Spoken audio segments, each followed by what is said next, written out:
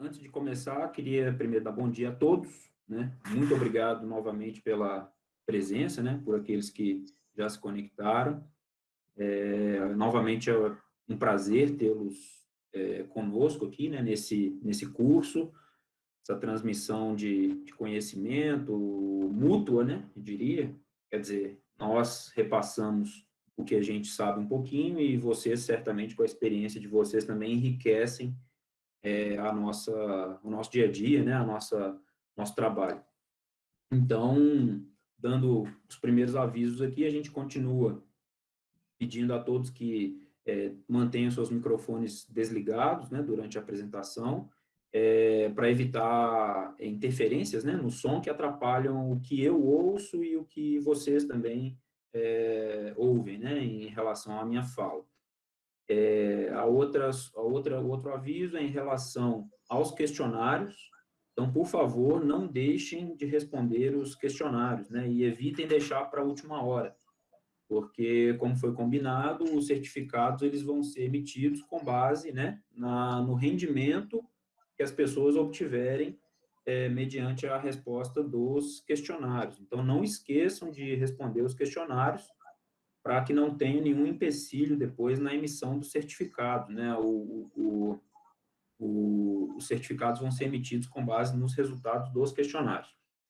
Em relação ao curso, né? Hoje nós temos aqui a presença do Heródoto Góes, que é nosso colega aqui da Superintendência Regional de Belo Horizonte, que vai ser o responsável por ministrar as aulas do terceiro módulo. O Heródoto também vai participar conosco do quarto módulo. Então, eu vou abrir aqui a palavra rapidamente para ele poder se apresentar, né, a todos vocês, porque, no caso, eu e o Gilmar já tivemos no primeiro módulo, né, então acho que todo mundo já nos conhece, e aí eu vou pedir ao Heródoto que se apresente brevemente, dar um alô para o pessoal aí. Heródoto, a palavra está contigo. Muito obrigado, Júlio. Bom dia a todos. Bom dia, Major. Bom dia, representantes de Defesa Civis aí do estado de Pernambuco. É um grande prazer estar aqui com vocês. Então, na próxima semana, a gente vai trabalhar alguns temas ligados ao mapeamento, algumas intervenções, e eu espero que esse seja apenas o primeiro de muitos, né?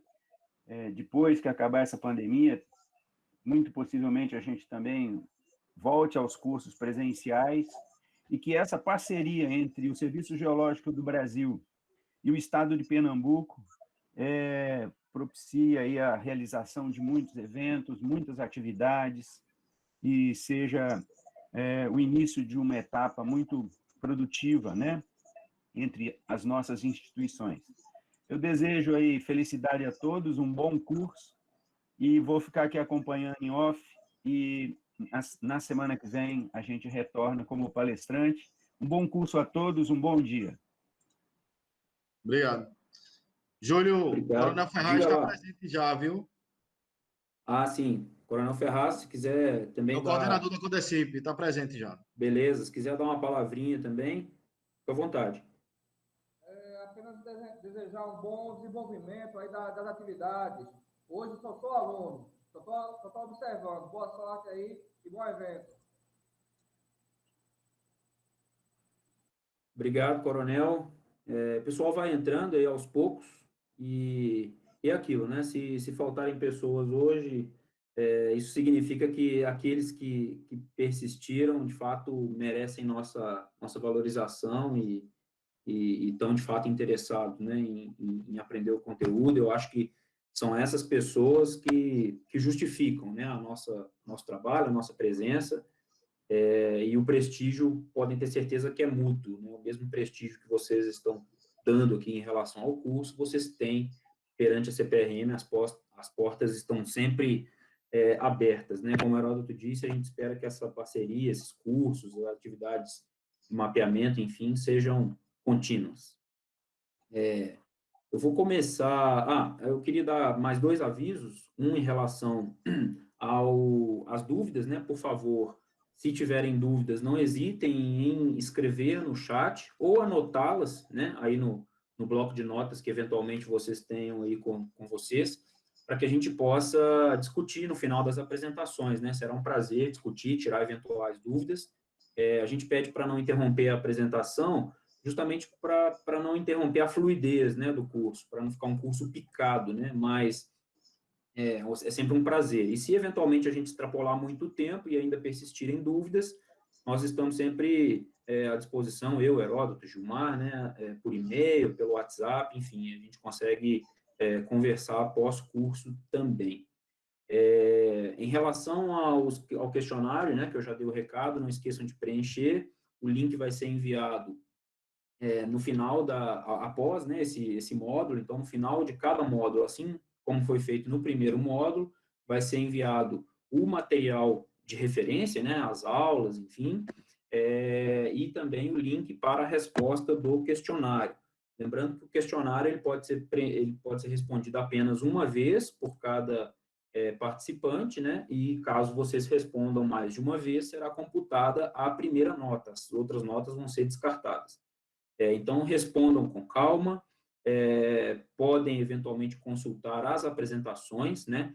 Tudo o que nós estamos discutindo e apresentando aqui nas aulas é o que está lá no questionário, né? Não existe nada lá que não esteja sendo discutido e apresentado aqui. Então, respondam com bastante calma, tranquilidade, para que a gente não tenha nenhum contratempo, né? Nenhum resultado imprevisto. Então, passando para o curso, né, propriamente dito agora, eu queria apenas, para contextualizar esse segundo módulo, né, vocês têm eventualmente a programação, e hoje nós vamos discutir dois grandes grupos de processos, né, que são bastante importantes na associação, na geração de áreas de risco geológico, né, que são os processos erosivos e os processos hídricos, né, derivados aí de ações que envolvem a água. Então, recapitulando, né, a estrutura do curso, para que a gente consiga contextualizar o que vai ser discutido hoje, no primeiro módulo, como vocês lembram, né, o curso ele começou com uma breve introdução, né, mostrando a importância dos mapeamentos de áreas de risco, para que servem esses estudos, qual a importância de se fazer. Depois o Gilmar ministrou uma aula, né, sobre na verdade, eu ministrei uma aula sobre os conceitos fundamentais, né, que são frequentemente associados no dia a dia das áreas de risco, do gerenciamento urbano, dos trabalhos de prevenção de desastres, né, que são os conceitos de vulnerabilidade, conceitos de suscetibilidade, de risco, o que é um talude, o que é um talude de corte, o que é uma encosta natural. Enfim, nós discutimos esses conceitos, vocês têm essa apresentação para usar como referência, inclusive na vida profissional de vocês, quando precisarem, quando tiverem dúvidas. Passado, então, esses conceitos iniciais, conceitos básicos, fundamentais, o Gilmar, então, ministrou, né, uma aula espetacular, uma aula muito rica sobre os processos de movimento de massa, né, que talvez sejam, junto com os processos hídricos, os maiores causadores de acidentes e desastres envolvendo processos de natureza geológica no Brasil, né? Então, os movimentos de massa, o Gilmar falou dos deslizamentos, dos rastejos, dos fluxos de detritos, das quedas de blocos de rocha, enfim. Então, ele deu esse panorama, ou seja, esses processos estão muito associados, né, às áreas de risco, principalmente os deslizamentos, né, em grande parte do país, os deslizamentos anualmente vitimam uma série de pessoas, né, e causam uma série de desastres. Então, terminado esse primeiro módulo, né, onde foi discutido os processos de movimento de massa, os conceitos iniciais, a gente passa para esse módulo de hoje, discutindo dois grandes grupos de processos, a exemplo dos movimentos de massa, que também são extremamente importantes na geração de áreas de risco geológico, né, que são, como eu já disse, os processos erosivos e os processos hídricos, causados pela ação da água. Eu vou começar, então, a compartilhar a minha tela aqui, e nós vamos começar pela apresentação, pela aula sobre os processos erosivos, tá? Então, Gilmar, só me dá um ok se vocês conseguem ver, beleza, a minha tela aqui, porque agora eu não consigo vê-los mais. Tá ok, Júlio. Beleza, obrigado, Major Pessoal, Paulo. bota o nome Obrigado. no chat, pessoal. Bota o nome no chat. Tá ok, Júlio, aí. Beleza, então, pessoal, quem for chegando, vai colocando o nome no chat para fazer a conferência da presença, tá? Então, pessoal, como eu disse, né, no primeiro módulo, vocês tiveram uma discussão rica sobre os processos de movimento de massa, que são frequentemente associados às áreas de risco, aos desastres, né, aos acidentes ocorridos por instabilização de encosta. E hoje nós vamos começar aqui a mostrar outros grupos, né, de processos que são extremamente importantes também relacionados a eventos de desastres naturais, a catástrofes, a acidentes, enfim. Os processos erosivos, eles estão também frequentemente associados, né, principalmente alguns deles a áreas de risco em alguns municípios, né, em alguns locais do país. E eles são mais comuns do que muitos de nós imaginamos, né? E aí, antes de começar a falar dos processos erosivos, né, em si, é interessante a gente contextualizar alguns conceitos também que estão relacionados com os processos erosivos, né, com a erosão propriamente dita. O primeiro deles é o conceito de intemperismo. A gente precisa conhecer o que é o intemperismo, né? Então, o intemperismo, pessoal, eles são um conjunto de alterações, né, de ordem física, como, por exemplo, a desagregação, de ordem química, né, por exemplo, a decomposição de alguns minerais, a mudança de composição, né, com a água tendo a água como principal agente, de ordem biológica, né, então, os seres vivos também atuam muito sobre as rochas, tá, que estão em contato com a atmosfera. Então, quando as rochas elas afloram, né, ou chegam em profundidades muito rasas, e começam a ter contato, então, com a atmosfera e com a biosfera, essas alterações nas rochas, elas são chamadas de intemperismo, né? Começa a acontecer essas alterações que são denominadas de intemperismo, e são alterações, como eu disse, de ordem física, química e biológica, né? Então, dando exemplo aqui, isso no Brasil é pouco comum, mas são alterações físicas bastante comuns em diversos locais do mundo, né, principalmente onde, em países de clima frio, em regiões de clima frio, ocorre a desagregação, é comum ocorrer o intemperismo físico, né, a desagregação da rocha pela ação do gelo, né? E como que isso acontece? Vou ligar aqui meu apontador. Então, você tem aqui em marrom, né, nesse desenho, uma rocha, né? Essa rocha ela tem fraturas, né, denominadas de juntas aqui nesse desenho. Com a ação da chuva, né, e da precipitação da neve, eventualmente, esse material, né, da água, a água ou o gelo se acumulam, então, nessas fraturas, ocorre a expansão, né, ou seja, quando a água ela congela, ocorre a expansão desse material, né? Ou seja, o gelo ocupa maior volume do que a água, né? Quem nunca esqueceu uma lata ou uma garrafa de cerveja no congelador sabe bem do que eu estou falando, né?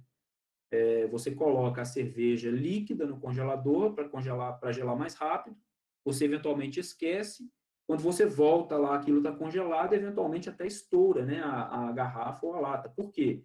Porque aquele material que congelou ali, né, a água principalmente, ela expande, né? Então o gelo ele ocupa um maior volume. E nas rochas, o que acontece? A água que congela dentro das fraturas da rocha, ela causa a expansão, né? O gelo ele se expande ali naquele processo de congelamento e fatalmente acarreta na desagregação desse material, né? Ou seja, o gelo dentro das fraturas ele tende a expulsar, né? A distanciar essas fraturas. Então ocorre aqui, como a gente pode ver nessa imagem, a abertura dessas juntas, né? Justamente pela expansão, né, do processo ocorrida no processo de congelamento da água. E isso é uma forma de intemperismo, né? Ou seja, um intemperismo é uma alteração de ordem física, é uma desagregação da rocha.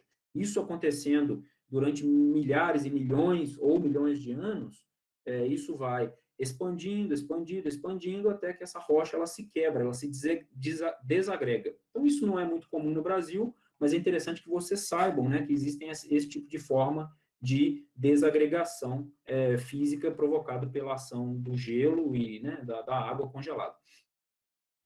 Existem alterações também de ordem química, né, que são, em grande parte, provocadas pela ação da água. Então, nessa imagem aqui, nós temos um afloramento rochoso, né, um lajedo aqui de rocha. Podemos ver aqui a escala, uma régua, um martelo de campo, de geólogo. Essa rocha, ela apresenta uma coloração bastante escura, né, bem tendendo mesmo para o que é a coloração dessa rocha intacta, dessa rocha não alterada. E com o passar do tempo geológico, né, ou seja, milhares, milhões de anos, essa rocha em contato com a água, né, principalmente a água meteórica, a água da chuva, essa água que percola, principalmente nas fraturas, né, como a gente vê aqui das rochas, ela vai causando, então, modificações de ordem química na mineralogia da rocha.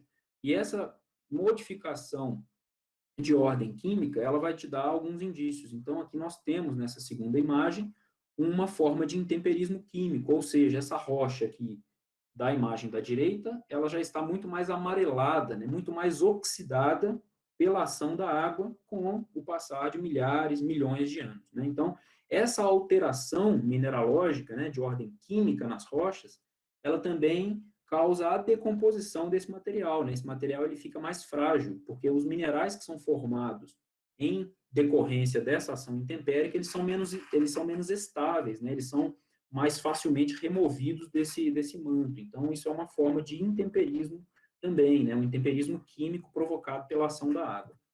E nós temos também formas de intemperismo biológico, provocados por organismos vivos, né? Então, existem algumas bactérias que também causam modificações químicas nas rochas, né? Essas bactérias, elas, eventualmente, promovem reações metabólicas, né, para sobreviver, e essas reações metabólicas, eventualmente, trocam elementos com as rochas, né, causando também a desagregação em menor escala, mas também bastante importante. Existe uma forma de intemperismo bastante investigada por quem estuda cavernas, que são a ação do guano, né? Ou seja, do excremento dos morcegos, que provoca, durante o tempo geológico, alterações de ordem química, né? Provoca uma espécie de corrosão nas rochas ao longo do tempo. E existem, como que a gente pode ver nessa imagem, também alterações biológicas provocadas por vegetais, né? Por plantas, ou seja, essas raízes elas vão crescendo, vão tomando espaço aqui nas fraturas das rochas, elas também causam a expansão dessas fraturas e vão causando a desagregação desse material, né? Então, tudo isso é uma forma de intemperismo provocado por organismos vivos, né? Ou seja, está ocorrendo a decomposição, a desagregação desse material rochoso. Então, isso é o intemperismo. E por que é interessante a gente compreender o intemperismo antes de compreender os processos erosivos, né? Porque os processos erosivos, principalmente aqueles associados a áreas de risco geológico, em grande parte, eles ocorrem no denominado manto de intemperismo, né? O que é o manto de intemperismo? O manto de intemperismo é aquele pacote superficial, né, mais raso, decorrente das ações intempéricas, né? Ou seja, o solo, né? Falando em outras palavras. Então, quando a gente vê esse pacote de solo, grande parte desse solo ele pode ter sido gerado pela decomposição das rochas que estão lá embaixo, né? Ou seja, no subsolo. Então, as rochas elas vão sofrendo, como eu disse, com o passar do tempo, alterações de ordem física, química, biológica, e elas vão se decompondo, e formando esse pacote de solo, né? O manto de intemperismo. Então, esse pacote, esse manto de intemperismo, em grande parte, é onde vão se instalar os principais processos e formas erosivas que vão estar relacionadas com as áreas de risco que nós vamos ver em seguida. E a erosão, pessoal? Já que o intemperismo, então, é a ação de degradação das rochas, né, de modificação das rochas, causada pelas por ações físicas, químicas ou biológicas, o que é a erosão, né? Então, a erosão, ela pode ser definida como um conjunto de processos, tá? São diversos processos, através dos quais os materiais da crosta terrestre, né, os materiais da superfície, eles são desagregados, dissolvidos, desgastados, né? Ou seja, esses três termos associados ao intemperismo, e transportados por esses agentes erosivos. Então, a grande diferença entre processos de intemperismo e processos erosivos é que no intemperismo os processos ocorrem in situ, né, que a gente chama, ou seja, não há transporte, né, o manto de intemperismo ele é desenvolvido in situ, e quando esse material, então, ele é transportado por agentes erosivos, que nós vamos ver aqui em seguida, ocorre, então, os processos erosivos, a erosão, né? Então, a erosão é um mecanismo de transporte do material que foi intemperizado. Então, a grande diferença é essa. A erosão, existe o transporte, né? Erodiu, levou esse material para um determinado local. Isso é erosão. Ele tirou daqui e levou para outro local. O intemperismo, não. O intemperismo, ele simplesmente alterou aquela rocha, aquele pacote, né, de intemperismo, naquele local que você está analisando. Se esse material for transportado, então ele vai ser transportado por um agente erosivo, vai ocorrer um processo erosivo. Os processos erosivos, assim como os movimentos de massa, os processos hídricos, eles são processos naturais, né? Eles sempre existiram no planeta Terra, sempre vão existir, porém, assim como os demais, eles podem também ser deflagrados ou intensificados pela ação humana. Então, quais são, né, os principais tipos de processos erosivos, os principais tipos de erosão? Então, o primeiro deles aqui é a erosão eólica, né, provocada pelo vento. Muitos de vocês já devem ter visto, né, principalmente em praias, né, existem algumas praias que são bastante famosas por esses tipos de estruturas. A Chapada Diamantina, existem estruturas belíssimas, Chapada dos Guimarães, Veadeiros, enfim, que são estruturas geradas pela ação da abrasão, né, do vento com a rocha. Ou seja, o vento ele sopra, né, ele intercepta esse pacote rochoso, né, esse afloramento rochoso, durante milhares, milhões de anos, e ele vai causando a remoção lenta dessas partículas, né? Então, se ele causa a remoção, o transporte dessas partículas que constituem as rochas, né, dos minerais, enfim, ele vai causando a erosão dessa rocha, né? E isso é um processo erosivo.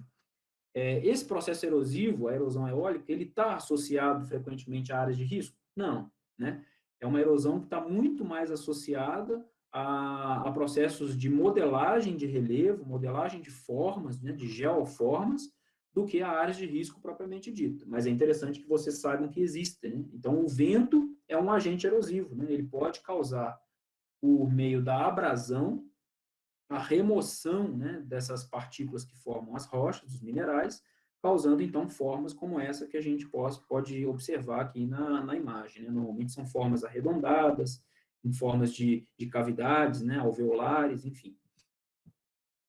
Existe a erosão glacial, que também no Brasil não é comum, né, por motivos óbvios. Nós somos um país tropical, onde as geleiras não existem atualmente, né, já existiram no passado, mas não existem atualmente. Essa foto, né, é uma foto da Patagônia, Argentina, é uma cidade, é um glaciar, um dos glaciares mais famosos do mundo, é o glaciar Perito Moreno, que fica na cidade de El Calafate, na Argentina.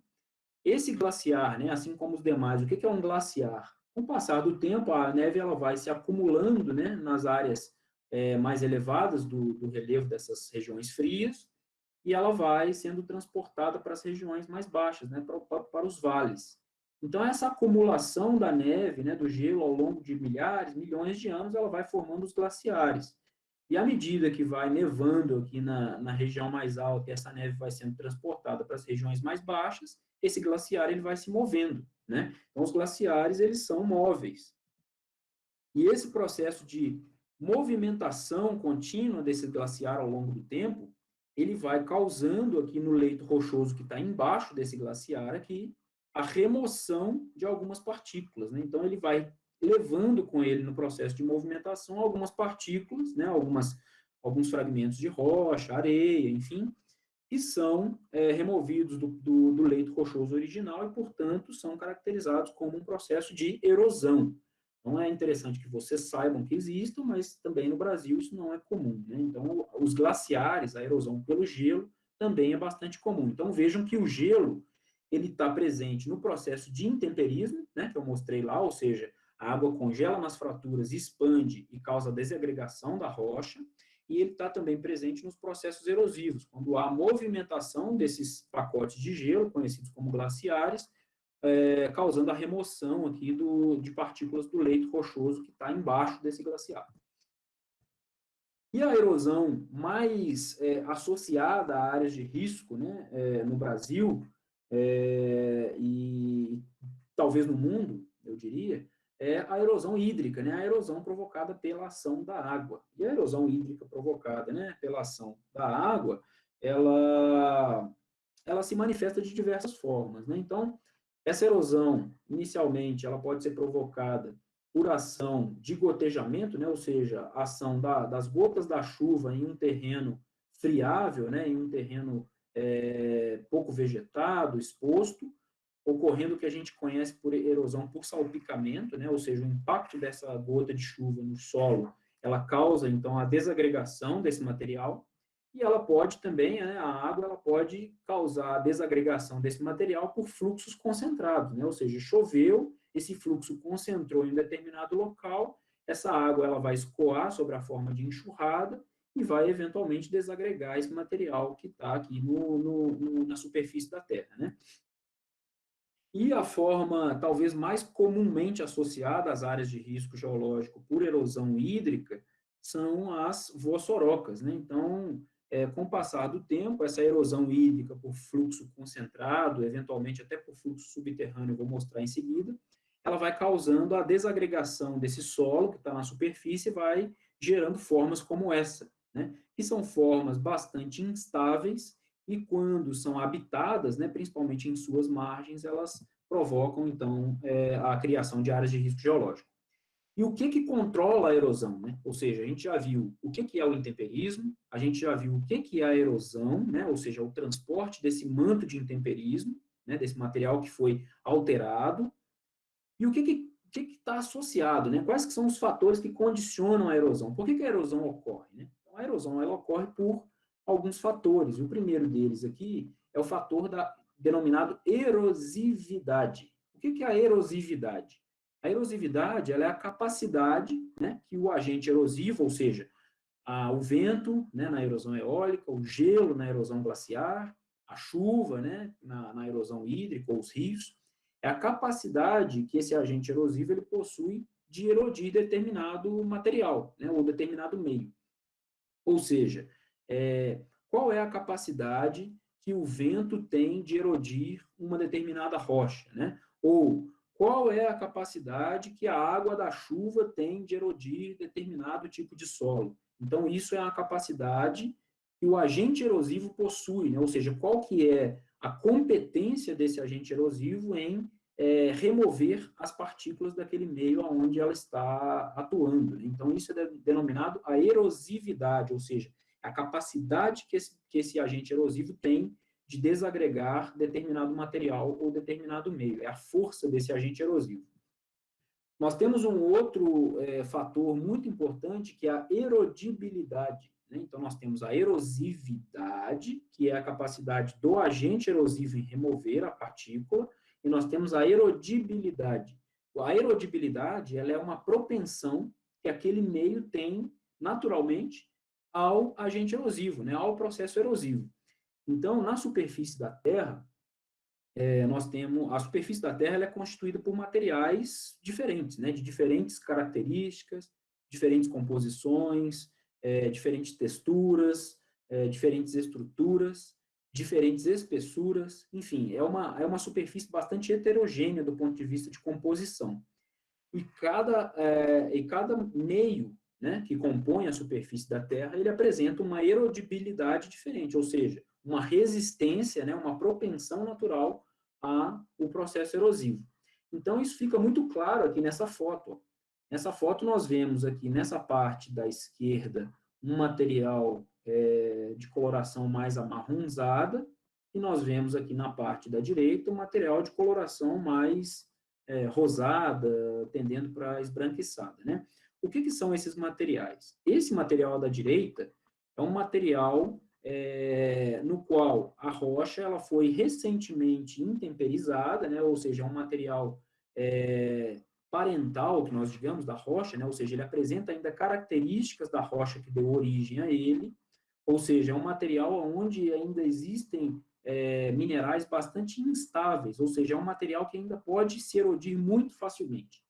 E nós temos, na parte da direita, aqui, um outro material de composição muito diferente, né? Ou seja, um material provavelmente composto por minerais mais resistentes, no qual os processos erosivos eles têm mais dificuldade de atuarem, né? Então, a erodibilidade desse material da esquerda é menor do que o do material da direita, ou seja, a propensão natural que esse material da esquerda apresenta ao processo de erosão é menor do que o da direita. O material da esquerda é mais resistente à erosão do que o material da esquerda é mais resistente à erosão do que o material da direita.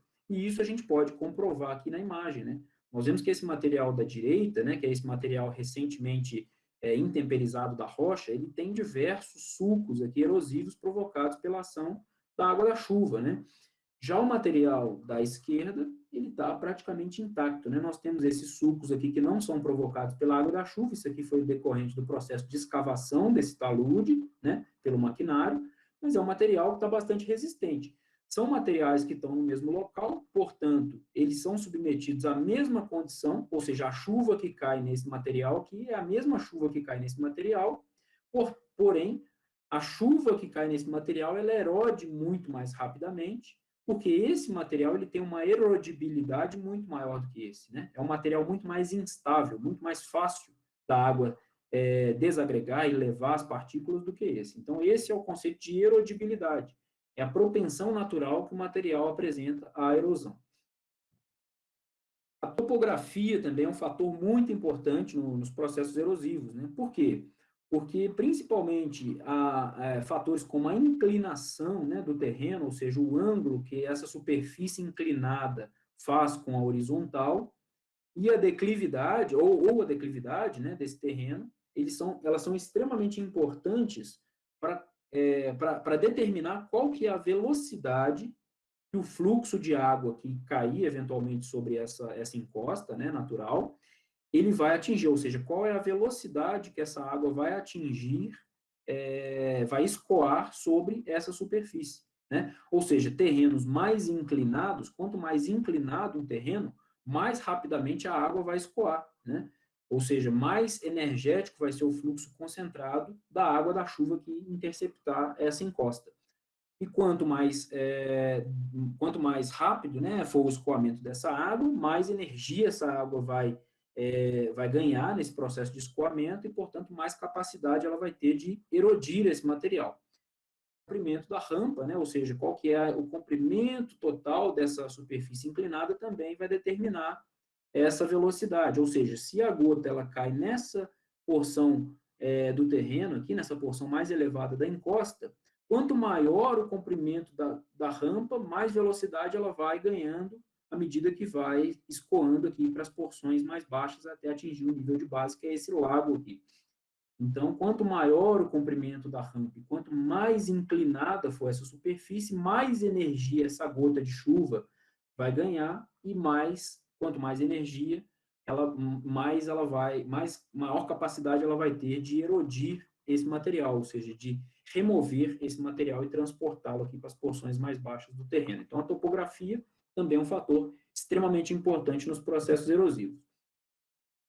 O uso, né, do solo, a cobertura que esse solo apresenta, também é determinante nos processos erosivos, ou seja, como que esse solo está sendo utilizado e qual que é o grau de cobertura vegetal. Acho que muitos de vocês já devem ter visto, principalmente em escolas, né, em cursos básicos, escolas, isso é muito comum, esse experimento, né, que é bastante famoso. Ou seja, você pega 3 garrafas PET, coloca o mesmo solo nessa garrafa PET, um deles você cobre com uma vegetação, né, que uma gramínea ou uma vegetação qualquer aqui, outro você corre com uma serrapilheira, né, que são folhas secas, galhos secos, e outro você deixa o solo exposto. E você submete essas superfícies, essas três garrafas PETs, a mesma chuva, né, a chuva de laboratório, que é a chuva simulada, né, você pega um regador de jardim, por exemplo, e joga aqui a água em cima dessas três superfícies. E aí você vê qual que é a característica da água que vai sair, né, desse processo de percolação. Então, a gente percebe aqui que as superfícies vegetadas, elas tendem a proteger muito mais o solo, né, o terreno natural, dos processos erosivos. À medida que você vai removendo essa cobertura vegetal até chegar no solo exposto, você vai vendo um aumento, né, do transporte desse solo para esse copinho aqui, né, para o efluente final que vai sair depois da percolação, né, que vai derivar desse mecanismo de percolação. E por que isso acontece, né? Porque a vegetação, ela primeiro ela intercepta a gota de água. Então, imagina que vai cair uma gota de água, e quando ela chegar aqui, ela vai bater primeiro, né? Ela vai interceptar primeiro essa cobertura vegetal e vai fazer o quê? Vai reduzir a energia com a qual ela vai chegar na superfície do solo. À medida que você vai tirando essa vegetação, o impacto, né, a energia do impacto da gota sobre a superfície, ela aumenta muito, né? Porque você não tem nenhuma barreira para diminuir essa energia, você não tem nenhum escudo. Então, a vegetação ela atua como um escudo para proteger o solo da energia da gota de chuva, né, da gota de água que vai cair aqui sobre o terreno. Ela diminui o escoamento superficial também, né, porque o escoamento superficial ele vai encontrar em superfícies vegetadas barreiras, né, que vão reduzir essa energia. Quando você não tem essas barreiras, né, essa superfície vegetada, a água que interceptar o terreno, ela vai escoar livremente sobre esse solo, atingindo energia muito maior do que em uma superfície vegetada. Se a energia que ela atingir é muito maior numa superfície não vegetada, fatalmente ela vai ter uma capacidade de remoção desse solo, né, de erosão desse solo, desse material, muito maior do que em superfície vegetada. É só a gente ver aqui o tanto de solo que a chuva, né, simulada aqui levou para a parte final do experimento, na superfície não vegetada, e na superfície vegetada a água sai praticamente limpa, né, ou seja, ela desce, a energia que ela escoa aqui é tão baixa, porque ela foi interceptada por essa vegetação, que ela não tem a capacidade, né, ela não tem a energia suficiente para remobilizar esse material, esse solo. A vegetação ela aumenta também a taxa de infiltração, né? Porque o que a planta precisa para sobreviver? A planta precisa de água, né? Se a planta precisa de água, então grande parte da água que cair sobre essa região aqui, ela vai ser infiltrada, né? Ela vai infiltrar e depois vai ser consumida pelas próprias plantas, né? Ou seja, a infiltração ela acontece justamente porque a planta, primeiro, precisa de água e, segundo, porque a energia dessa água que está interceptando o terreno, ela é uma energia muito mais baixa do que numa superfície não vegetada. Se a energia é mais baixa, essa gota vai cair na superfície e não vai ter um potencial muito grande para escoar, ou seja, ela vai cair com uma energia baixa e vai tender a infiltrar. Infiltrou, a planta vai consumir essa água e a outra parte vai escoar lentamente até a parte final, né, o exutório de uma bacia hidrográfica, por exemplo, com uma energia tão baixa que não vai ter potencial para remobilização, para erosão desse material.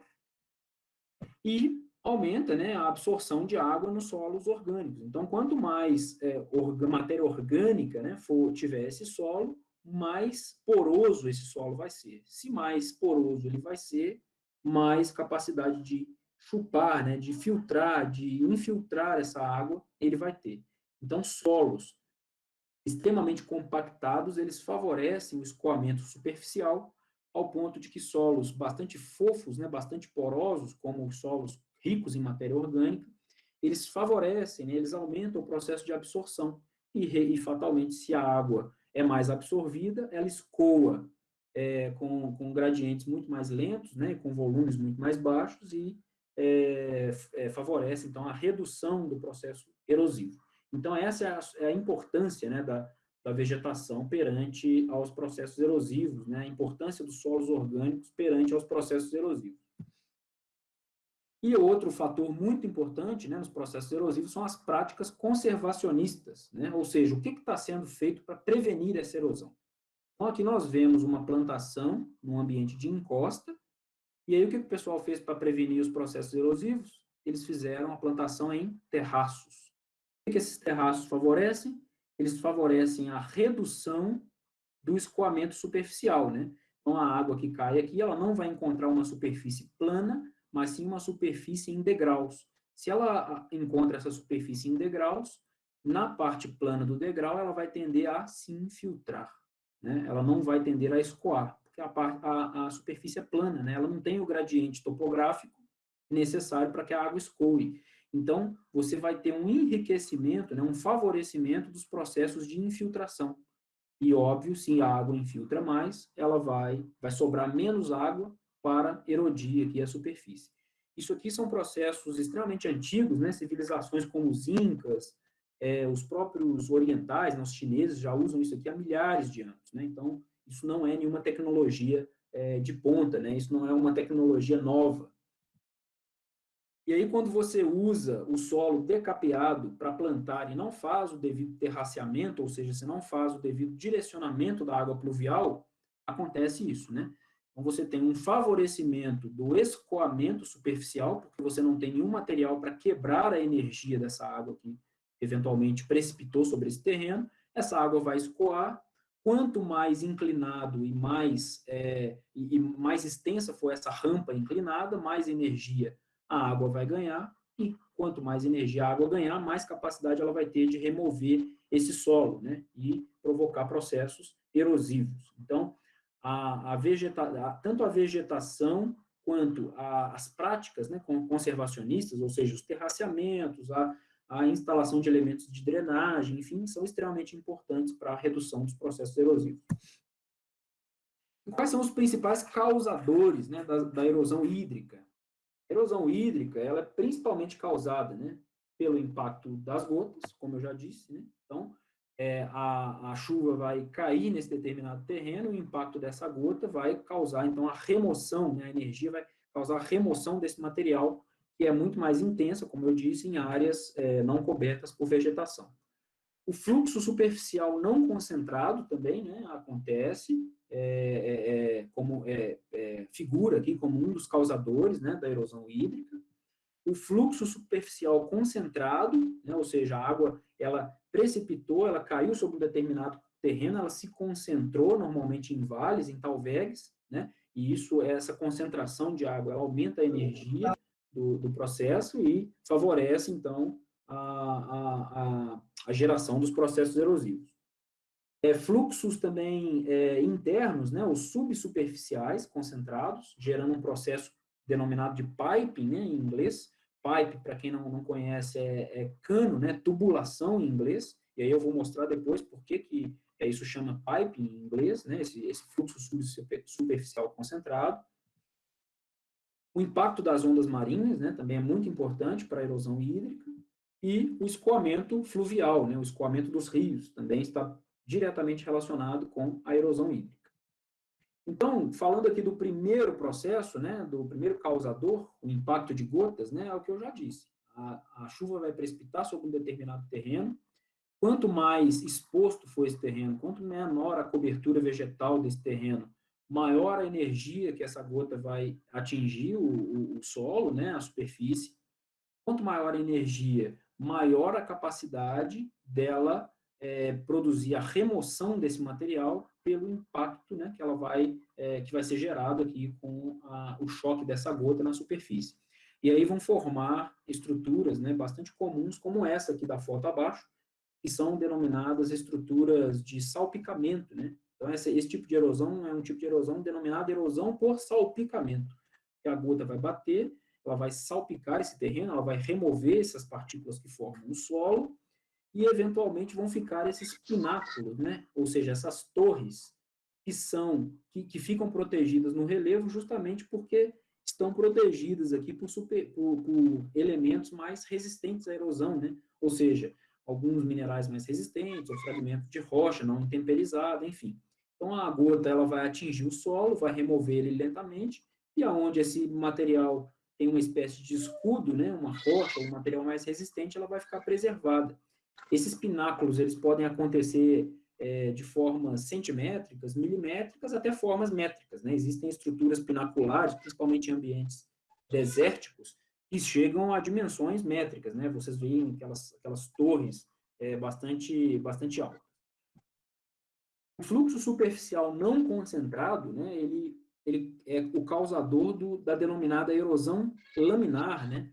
O que é a erosão laminar? O solo, ele vai sendo removido sobre a forma de camadas, né? Então, aqui a gente vê, ó, não é um fluxo concentrado, ou seja, essa encosta é uma encosta com perfil retilíneo, né? Ela não é uma encosta côncava nem convexa, de forma que a água que precipita nessa encosta, ela vai escorrer sobre a forma de uma lâmina, que vai remover esse solo também sobre a forma de uma lâmina, né? Então, é uma erosão laminar, provocada normalmente por fluxo superficial não concentrado.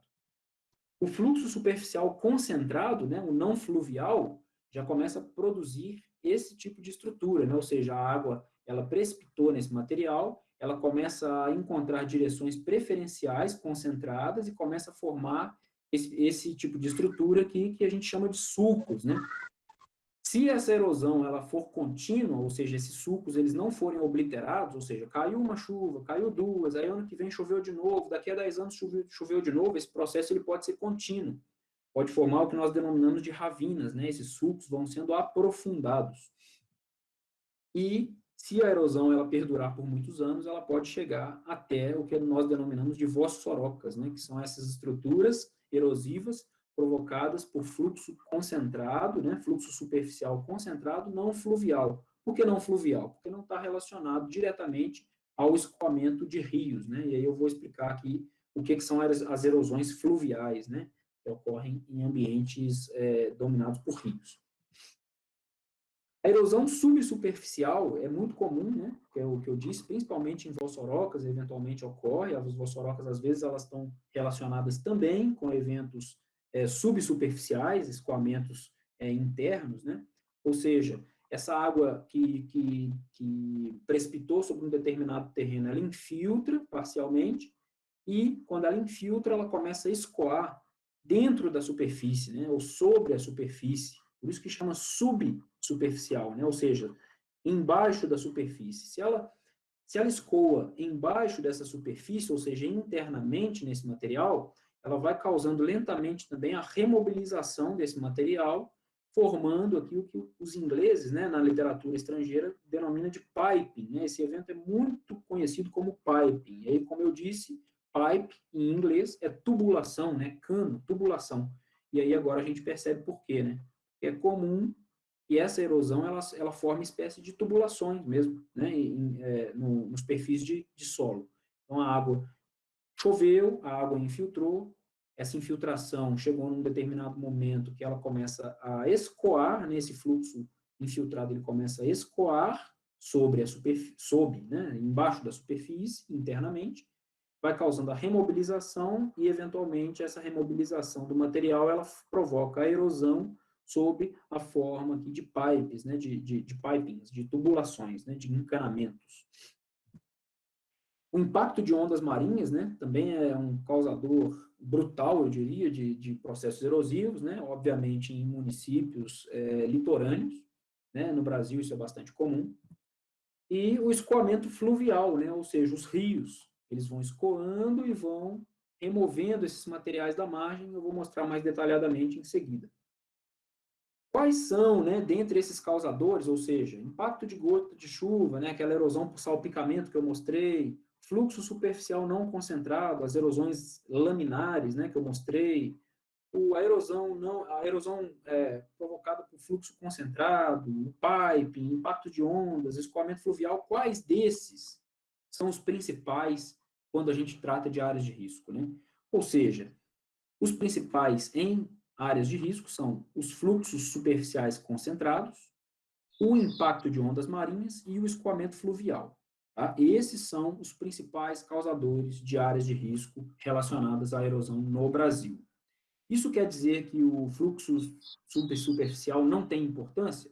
Não, absolutamente. Ele tem importância, mas ele não é o protagonista, né, das feições erosivas associadas a eventos relacionados a risco geológico. Tá?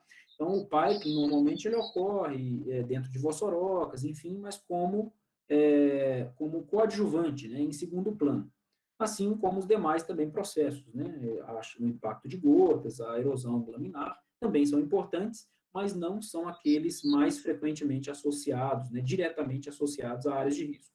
E aí eu vou mostrar cada um desses aqui, que estão frequentemente associados a áreas de risco, vocês vão entender melhor.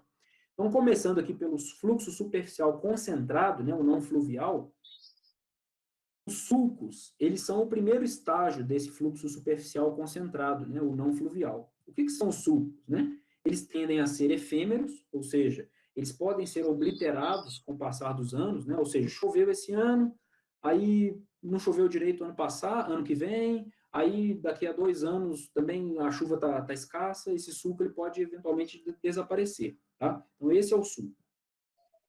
Né, como eu disse, em períodos secos, eles podem ser até preenchidos, né, pelo material que está nas vizinhanças, adjacente. Eles não estão diretamente associados a áreas de risco, né, os sulcos.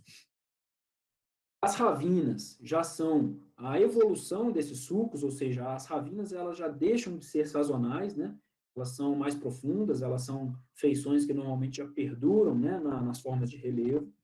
Elas não têm associação, normalmente, com o lençol freático, ou seja, com a água de subsuperfície, elas são causadas exclusivamente pelo escoamento superficial.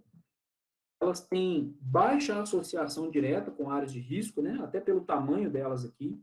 Então, normalmente, as ravinas elas não estão diretamente associadas às áreas de risco. E as vossorocas, que são o terceiro estágio, né, dessa erosão por fluxo superficial concentrado, que estão diretamente associadas às áreas de risco. Né? É o processo erosivo causado por fluxo superficial concentrado que está mais relacionado, né, mais associado às áreas de risco no Brasil. Tá? Então, elas não são sazonais, ou seja, as vossorocas, independentemente se chover ano que vem ou não chover, a vossoroca ela vai continuar lá por um período de tempo bastante extenso, né, provavelmente um período maior do que o período de vida humana, né, digamos assim, então ela perdura no tempo geológico. Ela pode ter associação com o lençol freático, ou seja, essa feição, né, essa cavidade, ela pode ser escavada até uma profundidade tal que ela encontra o lençol freático, e aí esse processo ele tende até a ser mais intenso. Em geral, elas estão conectadas com a rede de drenagem local, ou seja, essa cavidade ela vai sendo escavada, escavada, escavada, até que ela atinge o lençol freático, e ela atinge o lençol freático, ela encontra um talveg, né, um canal de drenagem, um córrego. Elas podem estar conectadas, né, em geral estão conectadas com essa rede de drenagem local, e como eu disse, elas estão frequentemente associadas às áreas de risco. Então, a erosão por fluxo superficial concentrado, né, não fluvial, ou seja, não diretamente associada a rios, associada à área de risco, é a vossoroca, é a primeira feição que nós pensamos quando imaginamos áreas de risco associadas a processos erosivos. E aí, as vossorocas, elas são formadas por uma combinação, né, de fenômenos. Como eu disse, elas podem ser formadas por erosão superficial, né, por fluxo concentrado, mas também atuam processos em segundo plano, né, que são esses processos de erosão interna, né, o piping, ela pode se expandir por solapamento de margem, né, que inclusive é o processo de expansão de vossoroca que está mais associado com os danos a residências, né, que eventualmente estejam construídas nas margens de vossorocas, ou seja, ocorre o deslizamento, né, o solapamento dessas margens aqui que vão ficando instáveis e causa a instabilização, obviamente, da construção eventualmente que esteja posicionada ao lado da vossoroca. E os deslizamentos, né, os solapamentos e deslizamentos aqui das margens. E aqui tem um exemplo, né, de uma residência, como vocês veem aqui, ó, onde a seta amarela aponta, nós temos um bairro, né, aqui no no distrito de Cachoeira do Campo, aqui no município de Ouro Preto, em Minas Gerais. Esse distrito é um distrito onde existem diversos processos, diversas feições erosivas desse tipo, né, diversas vossorocas. Esse bairro ele está parcialmente edificado às margens de uma vossoroca, né, de dimensões consideráveis aqui, e onde a seta amarela aponta, nós vemos uma residência. Tá? E aqui é a foto dessa residência. Então, aqui nós temos lá para trás aqui um bairro, até de casa popular, né, que é aqui essa porção do bairro. Tá? A foto ela foi tomada desse local com a visada para cá, né, com a visada para cima aqui da foto. Vocês veem que existe uma expansão urbana desordenada nas margens dessa vossoroca, né? Nós temos aqui pelo menos 2 casas em processo de recente construção aqui, uma delas está apontada pela seta amarela, repito, e aí vocês veem a proximidade, né, com as margens dessa feição erosiva.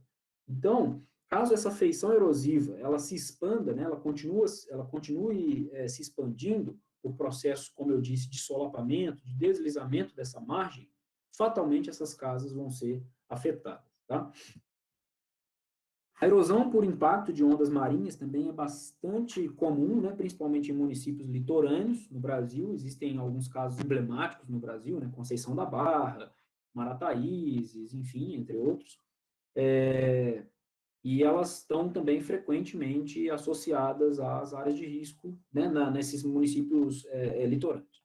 Então, assim, as ondas marinhas, esse processo de erosão marinha é um processo bastante complexo, né, assim como as vossorocas também, mas o da erosão marinha, ele envolve fatores de oceanografia, né, ou seja, de estudos de dinâmica oceânica, estudos de meteorologia, ou seja, direção de vento, direção de maré, enfim, e também fatores antrópicos, né, como, por exemplo, modificação da desembocadura, né, da foz de alguns rios, a antropização dessas foz, desses ambientes de foz, eventualmente modificações que foram feitas na parte interna da bacia hidrográfica, né, como, por exemplo, barragens para armazenamento e captação de água, enfim, né, tem uma série de modificações antrópicas que podem estar associadas em maior ou menor proporção à erosão costeira, né?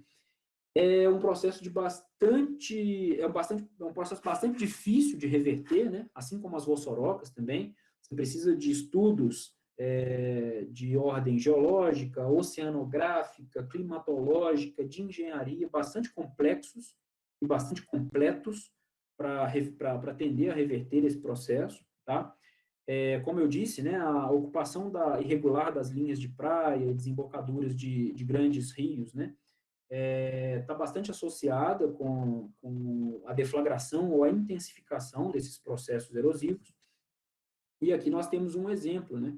Então, ó, vejam que essa linha amarela, ela delimita mais ou menos o que seria o limite entre a planície costeira e a linha de praia, né? Então, vejam bem quanto esse bairro, quanto essa ocupação invadiu a linha de praia, né? Então, todas essas casas aqui que estão nessa região que eu estou apontando no mouse, ou seja, da linha amarela em direção à praia, elas estão edificadas literalmente dentro da linha de praia. E o que isso significa? Significa que a linha de praia, como muitos de vocês já devem saber, ela é a área onde vai haver maior dinâmica, né? Ou seja, a maré subiu, aonde o mar vai ocupar? Vai ocupar essas linhas de praia, né? Movimentação, né, de dunas, aonde ocorre normalmente? Em linhas de praia, né? Então, essas linhas de praia, elas estão frequentemente modificando, né? São ambientes bastante instáveis, sob o ponto de vista da dinâmica marinha. E aí, quando ocorre essa ocupação irregular das linhas de praia, a gente tem processos como esse, né? Ou seja, o mar, de fato, ele não perdoa. Se ele precisa ocupar, né, um determinado espaço, ele vai ocupar a linha de praia, ele vai ocupar os manguezais, né, que são espécie de amortecedores, né, para essa variação do nível do mar, enfim, variação, às vezes, até de nível de maré por tempestades, enfim, né? Então, são áreas de amortecimento, e são áreas que jamais deveriam ser ocupadas. E quando são ocupadas, ocorre isso aqui. Essa é uma foto que eu e o meu colega Heródoto tiramos lá no município de Conceição da Barra, se não me engano, né, Heródoto? Lá no Espírito Santo. E aí vocês vejam, né, o grau do dano, ou seja, o potencial que o impacto de ondas marinhas tem para destruir esse tipo de construção, né? Então, o impacto de modificação é brutal, tá?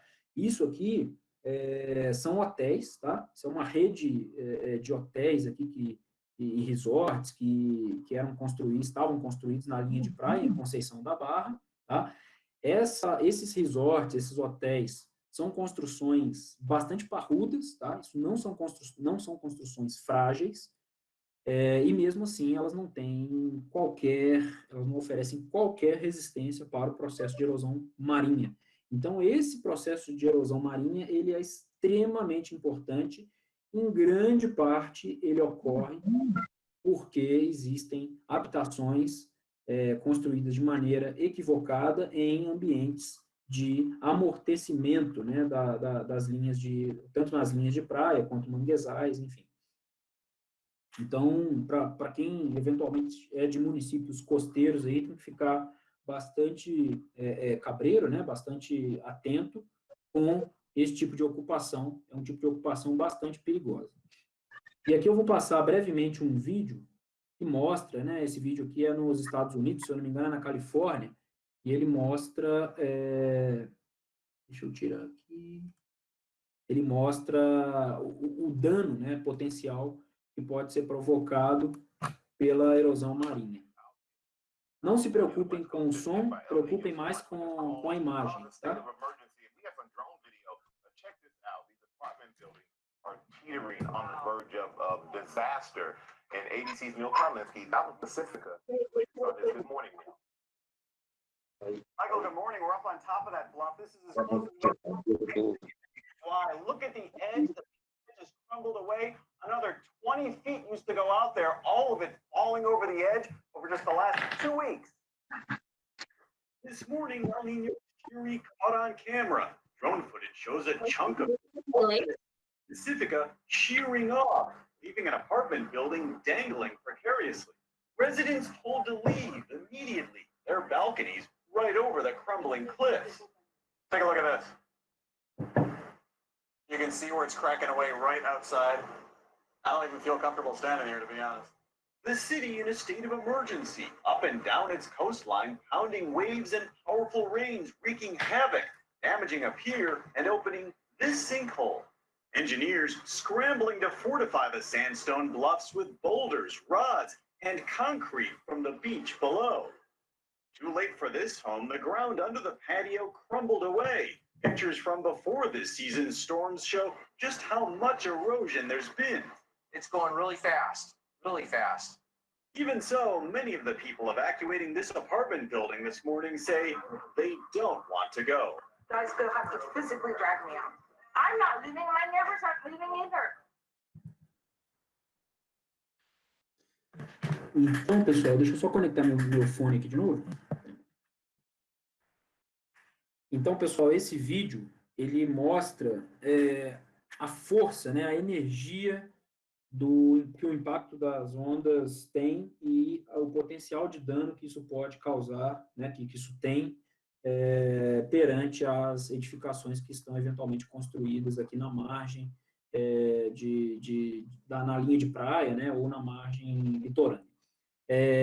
Vocês veem aqui que são construções bastante parrudas também, né, não são construções pequenas, mas o processo erosivo aqui, com o choque dessas ondas, o impacto dessas ondas, ele nessa feição aqui, né, nessa feição erosiva, né, ele vai causando a remobilização desse material, e aí, obviamente, ele desestabiliza essa margem, ocorrendo, então, a queda dessas casas, né, e, enfim. E, por último aqui, e não menos importante, né, um processo extremamente importante, a erosão fluvial, né. Então, a erosão fluvial, ela também é um tipo de erosão hídrica, né, porque ela é causada pela água, e ela, como o próprio nome diz, ela é causada pelo impacto dos fluxos fluviais, ou seja, do escoamento dos rios nas margens, tá? Nas margens e no leito do rio. Então, pessoal, nesse desenho aqui, considerando um ambiente fluvial esquemático, o que é um rio, né? Como que um rio nasce e como que um rio morre, né? Então, Um rio, ele nasce normalmente em áreas montanhosas, né, nas cabeceiras das bacias hidrográficas, ele vem escoando em áreas de declive bastante acentuado, até que ele chega na parte mais próxima à sua foz, né, que são normalmente áreas mais planas, até desembocar aqui no nível de base, né, ou seja, ou num lago, ou, em grande parte, nos ambientes marinhos, né, nos ambientes costeiros. E aí, o processo erosivo, ele é controlado também, ele é diferenciado, né, nesses ambientes, ou seja, o processo erosivo que ocorre aqui nessa cabeceira da bacia, ele não é o mesmo exatamente que ocorre aqui nessas regiões mais planas. Por quê? Porque é de se pensar que nas cabeceiras, né, como são áreas mais elevadas, mais declivosas, o grau de escoamento, né, desses rios, ele é muito mais alto, ou seja, a velocidade que a água escoa é muito mais elevada do que nessas porções mais planas. O que não significa também que nessas porções mais planas não esteja livre, né, de processos erosivos, não ocorram os processos erosivos. Então, nas partes altas das cabeceiras, né, das bacias hidrográficas, predominam os processos erosivos, e nas partes mais baixas, normalmente predominam os processos deposicionais, ou seja, o rio erode, que está aqui em cima, transporta, e chega aqui nessa parte, menos energética, ele tende a depositar. Mas aí a gente vai ver que nessas partes aqui também, né, menos energéticas, ocorrem, apesar de predominar a deposição, também ocorrem processos erosivos.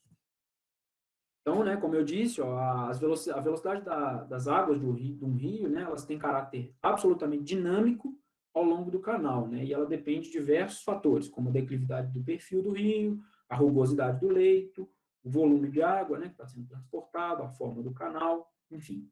E aí, como que isso se comporta, né? Então, tomando aqui primeiro a cabeceira, né, de uma bacia hidrográfica, ou seja, uma área montanhosa, lá na parte da nascente do rio, dominam, então, os processos erosivos. Por quê? Como eu disse, são áreas bastante declivosas, o gradiente de inclinação desses canais tende a ser maior, e aí a gente tem, frequentemente, leitos escavados, né? Ou seja, você não tem deposição de solo nessas partes.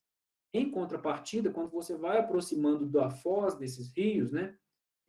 Então, essa parte mais esverdeada aqui, os rios, eles tendem a escoar mais lentamente. Por quê? Porque o gradiente de inclinação topográfica, né, ele é muito mais baixo que nessas regiões. Essas regiões de foz são regiões normalmente mais planas. E aí, o que acontece? Esse rio, ele vai serpenteando, né, por essa região mais plana e vai tendendo a depositar o material que ele erodiu aqui nessas cabeceiras. Entretanto, como eu disse, nós vamos ver em seguida aqui que nessas porções também, onde o rio é denominado meandrante, né, ou seja, essas curvas que o rio faz, são denominados de meandros. E nesses meandros ocorrem eventos deposicionais e eventos de erosão. Vocês vão ver em seguida aqui. Como que funciona, né, um ambiente meandrante? O ambiente meandrante, o rio ele vai se deslocar, o fluxo de água ele vai se deslocar pelo leito do rio. Quando ele chega num meandro, né, nessa curva, ele vai pela energia tangencial, né, que a água vai ter, ou seja, a água ela não entende que isso aqui é uma curva, né? Então a água ela vai vir aqui, ela vai tender a passar reto. Se ela passa direto aqui, ela vai se chocar com uma energia muito maior na parte externa do meandro do que na parte interna do meandro, né? Então a água vem, ela se choca aqui, aí ela muda, ela vem e se choca aqui. Deixa eu botar o laser. Ela vem, ela se choca aqui, aí ela muda de direção, ela vem, ela se choca aqui, ela vem, ela se choca aqui. Então, toda vez que ela se choca com essa parte externa dos meandros, né, pela força tangencial, ocorre, então, um choque com uma energia considerável. Se ocorre esse choque, né, com essa energia considerável, a água, então, ela tende a remover as partículas que estão aqui nessa parte externa do meandro e a depositar na parte interna do meandro, né? Então, o que ocorre é exatamente isso. A água vem, ela escava essa parte externa, deposita na parte interna. Escava a parte externa, deposita na parte interna. Aqui a gente até vê, ó, né, uma escavação, um processo erosivo causado pela dinâmica fluvial, ou seja, uma erosão hídrica causada pela dinâmica do rio. Então, como eu expliquei, a força do impacto das águas aqui na margem, né, na parte externa dos meandros, ela vai remobilizando esse material, ocorre, então, o solapamento, né? Levando, então, todos os materiais que estão eventualmente construídos ou edificados ou posicionados aqui na parte das margens do rio. Aqui é um vídeo bastante rápido, só para vocês verem um modelo, né, de como isso acontece. Vejam que isso é feito em laboratório, né, numa caixa de areia. Percebam, né, que existe, então, a remoção da areia na parte externa do meandro. Vejam só essa região aqui, como vai sendo removida. Ó, removeu, e ela vai depositando aonde? Vai depositando nessas partes internas. Veja que aqui, ó, aqui é uma região que está sendo depositada. E aqui vai escavando. Então, a erosão, né, em ambientes fluviais meandrantes, que é aquela parte de baixo lá da bacia, né, ela é muito mais intensa nessa parte externa dos meandros, que são as partes que devem ser evitadas, né, para a construção. Então, vejam bem. E aí acontece isso aqui, pessoal. Ó. Isso é uma foto real, né, na qual o rio ele vem dessa... Deixa eu ligar meu apontador de novo. O rio ele vem dessa direção, tá? Ele vai chegar nessa posição aqui, a água vai tender a passar reto, né, pela força tangencial, vai acontecer um impacto desse fluxo de água na margem do rio, vai desestabilizar, vai remover esse material, vai solapar essa margem, e aí aqui, ó, o banquinho de material depositado aqui na parte interna do meandro, tá vendo? Então, na parte interna do meandro formam-se espécie de praias, né, aluviais, e na parte externa ocorre a remoção. Nessa primeira imagem que eu mostrei aqui, é muito claro isso. Vejam bem que na parte interna dos meandros, ó, espécie de praias, né, onde o material está sendo depositado, ou seja, o fluxo fluvial na parte interna do meandro, ele é muito menos intenso do que na parte externa, por conta, novamente digo, pela força tangencial que a água tende a manter, né? Então, a água vem escoando aqui nesse ambiente fluvial, ela passa direto, né, pela força tangencial, ela bate nesse meandro, ela vai escavando a parte externa, e a parte interna, como é menos energética, ela deposita. Ó, todas as partes internas dos meandros, ó, a água veio, escavou aqui, depois escavou aqui, escavou aqui, escavou aqui. Então, vejam que a parte interna sempre tem espécie de praias, né? São ambientes deposicionais, enquanto a parte externa é o ambiente erosivo. E aí, aqui outro exemplo, ó, isso é o que vai acontecendo, né? A água vai escavando o leito do rio e, eventualmente, árvores ou construções que estejam na margem, elas vão sendo solapadas, né? Elas vão sendo destruídas. E aí, pode acontecer, né? Se o fluxo superficial ele for extremamente concentrado, eu vou mostrar depois aqui nos processos hídricos, né? Existe um processo hídrico que chama enxurrada, né? Onde o fluxo superficial é extremamente concentrado, ele causa isso aqui, ó, ele leva exatamente tudo, literalmente tudo que esteja na margem do rio, né? A água ela escoa com uma velocidade tão grande que as margens não têm qualquer chance perante a energia que esse fluxo fluvial apresenta. Então, vocês veem o grau aqui da destruição. Isso foi aqui no município de Teresópolis, né, no Rio de Janeiro, um processo brutal. Bastante comum em áreas montanhosas, né, onde, como eu disse, o fluxo superficial, né, o fluxo fluvial, digo, é mais concentrado, é mais energético. E aí pode causar até a destruição total aí das casas, né, com o solapamento dessas margens. Isso é no Rio Chopotó, aqui em Visconde do Rio Branco, em Minas Gerais. E aqui, né, a última foto mostrando por que esses eventos atingem o homem, né? Ou seja, os eventos de erosão fluvial, assim como os demais, eles sempre ocorreram, né, no planeta. Só que a habitação, né, inadequada, as moradias edificadas em locais inadequados, leva, então, ao impacto, né, humano, ao desastre, né, ao acidente, à catástrofe. Então, é isso aqui que acontece. As casas não respeitam o leito fluvial, a água eventualmente vai remover aqui essas partículas que estão na margem e vai causar, então, a desestabilização dessa margem, consequentemente, das moradias aqui que estão ao redor. Então, o que eu queria falar dos processos erosivos é isso, tá?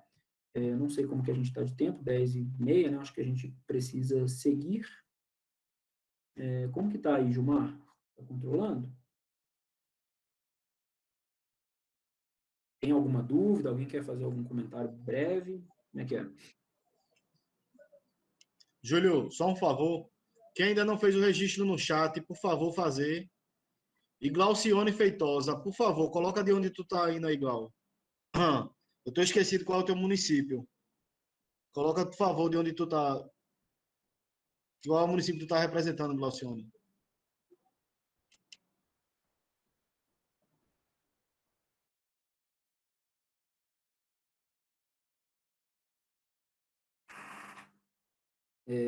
Tem alguma dúvida, Gilmar? Como é que é? A gente tem tempo? Teve alguém que teve alguma dúvida, escreveu? Ou a gente pode passar para a próxima apresentação, para a próxima aula? Bom, passou um pouco, mas a gente não tem pergunta ainda não, tá? Acho que Tá você bom. pode passar e se alguém tiver alguma pergunta, alguma coisa sobre essa parte, coloca lá no chat, porque aí a gente responde tudo no final, tá bom? Ah, maravilha. Então, se tiverem dúvidas, depois, eventualmente, podem mandar também no WhatsApp, no e-mail, a aula vai ficar disponível para vocês, enfim. Vamos seguir. Apareceu uma pergunta aqui agora, Júlio.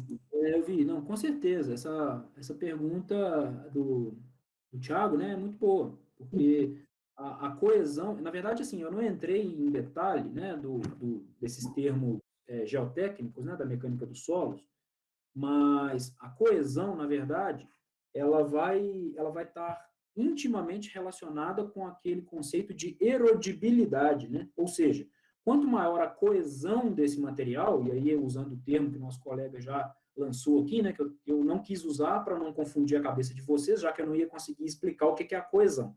Mas, brevemente, a coesão, pessoal, é a força com que os minerais, né, os constituintes do solo estão unidos, né? Então, quanto mais unidos eles estão, quanto maior é essa força de união entre esses grãos, maior é a coesão, né, entre os grãos. Quanto maior a coesão, obviamente, mais forte, mais resistente vai ser esse material aos processos erosivos, né? Mais dificilmente ele vai ser desagregado.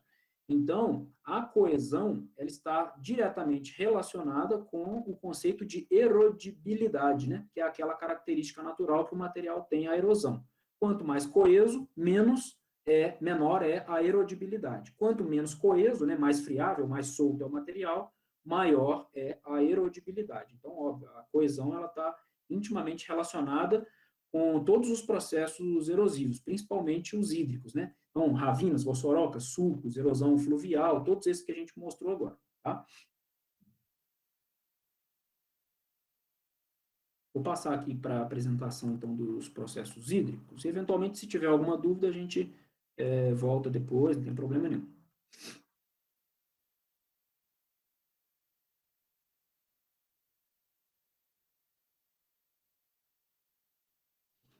Então, vamos lá, pessoal. Deixa eu só tomar uma água aqui.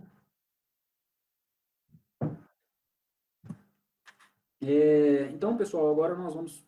Então, vou recapitular, né, para a gente não perder o fio da meada. Ó. Primeiro módulo, lá semana passada, discutimos conceitos iniciais, básicos. Gilmar falou muito bem dos processos de movimento de massa. Hoje, falei dos processos erosivos, né? Mostrei a relação que eles têm com áreas de risco, né? O que eles causam para o homem. E agora vou mostrar os processos hídricos, né? Ou seja, os processos causados exclusivamente pela dinâmica fluvial, tá? Dinâmica do rio. Então, primeira coisa, antes da gente começar a falar o quais são esses processos hídricos, a gente precisa conversar, né? A gente precisa expor o que é um canal fluvial, né? Então, qual que é a característica geral de um canal fluvial, ou seja, de um canal de um rio? Então, vocês imaginem que isso aqui é uma seção, tá? Imagina que você pegou um rio e fez um corte nele, né? Um corte transversal, você está olhando aquele canal fluvial de frente, ok? Então, aqui, ó, nessa parte central, deixa eu ligar meu apontador para ficar mais visível. Nessa parte central do canal fluvial, na parte mais baixa, né, do canal fluvial, nós temos, então, o leito de vazante, né, que é onde o rio, né, a água do rio vai ocupar esse espaço durante, como o próprio nome diz, o período de vazante, né, durante a época de seca, ou seja, quando não está chovendo, o rio está lá no seu menor nível, né, no seu nível mais baixo, e ele ocupa, então, essa parte mais baixa do canal fluvial, que que é denominada de leito vazante, ou leito devasante, né?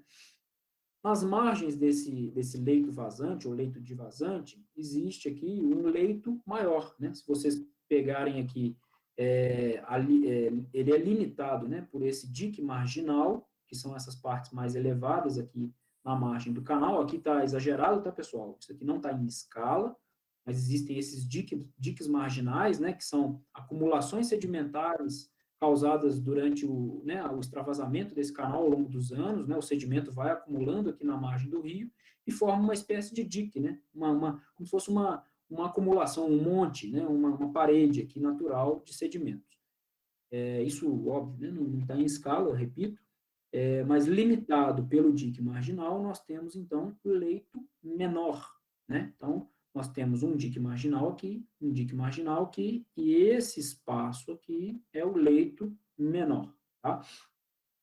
O leito maior, pessoal, o leito maior, então, ele é constituído pelo leito vazante, pelo leito menor e essas áreas marginais aqui, depois do dique marginal, que são denominadas também de planícies de inundação, né? Que são áreas onde o rio fatalmente vai ocupar, né? O volume de água fatalmente vai ocupar essas regiões marginais dos rios quando ocorrer o extravasamento desse canal. Nós temos aqui regiões mais elevadas ainda, que são os terraços, né? Os terraços fluviais. O que são os terraços fluviais? Imagine que com o passar dos anos, né, com o passar do tempo geológico, milhares, milhões de anos, o rio ele vai fazendo o quê? Ele vai escavando esse material, né? Então, ano após ano, o rio vai levando esse material, ele vai escavando, escavando, escavando, e quando ele escava, ele leva todo esse ambiente fluvial para um nível de base, né, um nível mais baixo, né, um nível inferior ao que está hoje em dia. Então, o que são os terraços? Os terraços, normalmente, eles são as planícies que o rio ocupava no passado, né? Então, no passado, esses terraços aqui, eles eram as planícies, ou seja, esse leito fluvial, ele estava numa porção mais alta.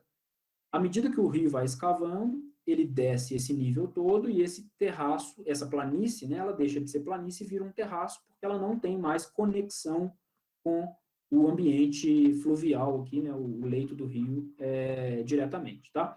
Então, esses são os principais ambientes, e aí vocês vão ver o porquê da importância de conhecê-los, né, de saber o que é o leito vazante, o que é o leito menor, o leito maior, o que é uma planície de inundação, o que é um terraço. Vou mostrar para vocês aqui agora.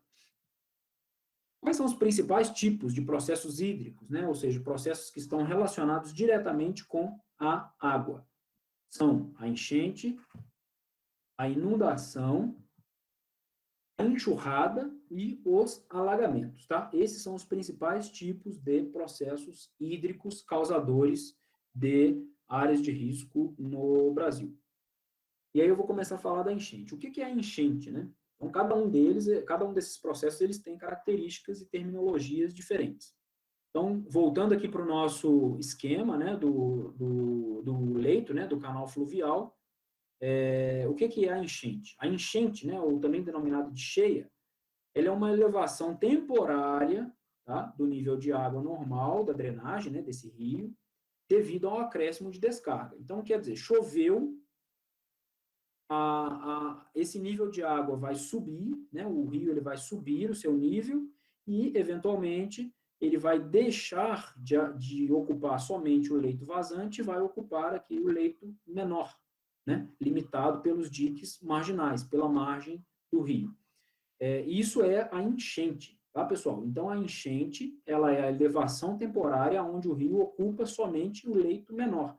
Não há extravasamento desse fluxo de água, desse volume de água para as partes marginais, para as planícies, né? O rio ele fica aqui dentro do leito menor, somente há uma desocupação, né, um aumento do fluxo, ele deixa de ocupar somente o leito vazante e ocupa o leito menor. Isso aqui são enchentes, ó, né? Então, são duas imagens bastante claras do que é uma enchente. Então, a enchente, vocês veem aqui, ó, primeira imagem da esquerda aqui em Barra de São Francisco, no Espírito Santo. O que a gente vê? É um rio com um volume de água anormal, eu diria, né? Ou seja, choveu, ou na cidade, ou na cabeceira da bacia. Esse volume de água, ele subiu, né? Então, ele é um volume de água anormal, mas o que a gente percebe aqui? Não há um extravasamento dessa água para a planície de inundação, que nesse caso aqui está até ocupada, né, pelas casas, pela própria cidade. O que acontece? O rio ele continua dentro do seu leito menor, né? Ou ele aumentou, ele está ali dentro do leito menor, como a gente pode ver aqui em Poços de Caldas, também em Minas Gerais. Ó, o rio está num volume normal, mas ele não extravasou para a planície de inundação. Tá? Então, isso é uma enchente. E a inundação, pessoal, não confundam enchente com inundação. Tá? São dois eventos, são duas terminologias, são dois processos diferentes. A inundação, você tem um volume tal de água, né, um aumento de volume tal nesse rio, nesse canal fluvial, no qual o leito menor ele não é mais suficiente para acumular todo esse volume. E aí o que acontece? O volume ele não se limita à calha principal do rio, né, nem ao leito menor, e extravasa para as áreas marginais, né, normalmente não ocupadas pelas águas. Né? Então, se você visita um ambiente fluvial, um rio, na época de seca, essa área marginal, né, a planície de inundação, normalmente ela está seca. Ou, eventualmente, tem uma umidade, né, às vezes pode ter uma conexão com o lençol freático, enfim, mas é uma área que não está inundada, né, totalmente inundada. Quando ocorre, então, o aumento considerável desse volume de água e ocorre o extravasamento, ele ocupa a planície de inundação. Ocupou a planície de inundação, então esse evento é denominado de inundação, tá? Como o próprio nome diz, ocupou a planície de inundação, ou seja, extravasou do leito menor, ocupou a planície de inundação, caracterizou o processo de inundação. Continuou no leito menor, somente subiu o nível, mas não extravasou, ele está ali quietinho no leito menor, enchente. Tá? Então, essa é a diferença principal entre os processos de enchente e inundação. É muito comum a gente ver no dia a dia, em relatórios, em relatos, enfim, até a própria imprensa, né, confundir esses dois termos, mas são processos diferentes. Tá? Quando forem relatar, escrever um relatório, fazer uma intervenção, uma fiscalização e tal, tenham consciência, enchente é uma coisa, inundação é outra. Aqui a gente vê um processo de inundação, pessoal. Vejam bem a diferença, né, em relação... Gilmar, tem alguém com o áudio aberto aí? Aí, obrigado. Vejam a diferença, né, em relação àquelas fotos que eu mostrei das enchentes, né? As enchentes, eu vou voltar lá. Ó. Olha a diferença. Aqui a gente é o processo de enchente. O rio subiu, né? Volume é normal, mas não há o extravasamento da calha. Vejam o que é o processo de inundação, né? Então, a inundação é um processo extremamente abrangente e no qual, né, o extravasamento do leito menor ocorre ocupando o ambiente de planície de inundação. E aí, quando ocupa a planície de inundação, como o próprio nome diz, o evento é de inundação. O evento de inundação ele é um evento extremamente abrangente, né? No dia a dia, para quem tem esses conceitos muito bem claros na cabeça, não vai confundir, porque, de fato, o evento de inundação ele é muito mais catastrófico, né? Porque existe esse extravasamento do que um evento de enchente. O evento de enchente, normalmente, ele atinge, ele está relacionado com áreas de risco somente quando as casas ocupam o leito menor, ou seja, quando tem casa praticamente construída dentro do rio. Né? Aí, realmente, a enchente pode afetar essas casas. Agora, no geral, grande parte dos eventos hídricos que provocam, né, que estão relacionados a desastres, são eventos de inundação, né, que são eventos extremamente catastróficos, como a gente pode ver aqui no caso do Rio Itajaí, né, no Vale do Rio Itajaí, um evento que ocorreu, se eu não me engano, em 2008. Outra foto de inundação. Vejam bem a diferença, pessoal. Olha aqui, ó, Muriaé. Nosso colega Heródoto esteve lá recentemente. Né? Inundação do rio Muriaé. Ó. Vejam bem a diferença do que é a inundação para a enchente. Né? A inundação, o rio extravasou, ocupou a planície de inundação inteira, né? a cidade está parcialmente ocupando aqui a planície de inundação do rio, e o rio, ele não quer saber, né? O rio, ele vai ocupar a planície de inundação dele, esteja ela construída ou não, tá? Então, esse é o evento de inundação. E aqui no Rio Caí, né, lá em Montenegro, no Rio Grande do Sul, vejam a proporção desse evento. Não sei se vocês conseguem ver, ó, mas aqui o meu apontador vai mostrar onde está o leito menor do rio. Ó. Esse é o leito menor do rio. Até delimitado aqui por uma mata ciliar, né, uma vegetação aqui, ó, a gente consegue ver direitinho onde está o leito menor. Estou passando o laser em cima. Se o rio tivesse ocupado somente esse leito menor, beleza, evento de enchente, tá? Agora, vejam o que aconteceu, né? Ele extravasou e ocupou toda a região plana que está ao redor, que é a planície de inundação. Então, ele tomou toda essa planície, portanto, esse é um evento de inundação. Então, acho que ficou claro, não confundam enchente com inundação. Enxurrada, pessoal. O que é a enxurrada? A enxurrada, ela é o escoamento superficial, né, concentrado na calha do rio, né, com uma velocidade extremamente alta, né, e, portanto, uma energia também de transporte bastante alta, e ela é ocasionada frequentemente em eventos chuvosos intensos, né, extremos, trombas d'água e tal, e ela é muito comum em cabeceiras de bacia, onde nós temos declividades de canal bastante elevadas, né, mas, de maneira geral, a enxurrada é isso, né? A inundação, normalmente, é um evento gradual, um evento lento, né? Então, o rio, ele choveu ali, o rio subiu, aí ele atingiu o leito menor, né? Ou seja, ele causou a enchente, continuou chovendo, o nível do rio subiu um pouquinho mais, extrapolou ali, extravasou para a planície de inundação, ou seja, é um evento lento, é um evento gradual. Quando esse evento ele vem com uma energia de transporte, né, uma energia de escoamento bastante elevada, aí nós temos a enxurrada. Não confundam essa enxurrada fluvial com a enxurrada que nós temos urbana, né, aquela enxurrada que ocorre aí na margem das calçadas, enfim, né, nas sarjetas das ruas. São eventos diferentes. Nós não estamos falando aqui de enxurrada antrópica. Nós estamos falando de enxurrada, processo hidrológico hídrico natural, tá bom? Que pode ser, obviamente, intensificado pela ação humana, assim como todos os processos. Vou passar um videozinho aqui rápido, não se atentem com o áudio, mas sim com a imagem, tá? A tragédia que devastou 3 cidades do estado do Rio, matou 381 pessoas, esse é o número mais atualizado. Essa calamidade foi registrada por nossas equipes de reportagem em imagens impressionantes, mas uma delas ilustra o drama que os moradores da região serrana do Rio enfrentam. É o resgate de uma mulher, flagrado pelo cinegrafista Rogério de Paula, na pequena cidade de São José do Vale do Rio Preto. A reportagem é de Bruno Miceli. De uma hora para outra, o rio que corta o município de São José do Vale do Rio Preto, região serrana do Rio, engoliu a cidade. Dona Elaí se abrigou no terraço com os cachorros, em vão. Fica quietinho. Tem que amarrar ela. Começou aí a luta desesperada pela sobrevivência, registrada nas imagens do nosso cinegrafista Rogério de Paula.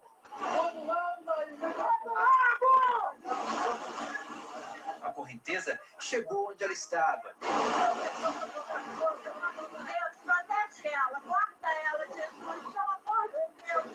Vizinhos jogaram uma corda.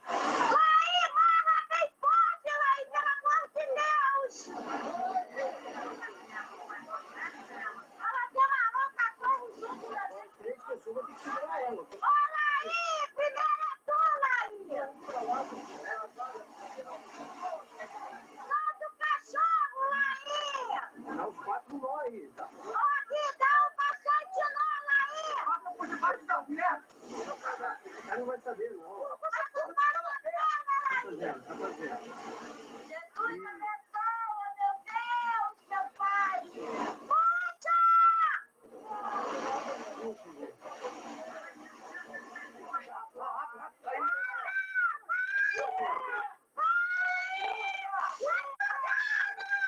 Mais um!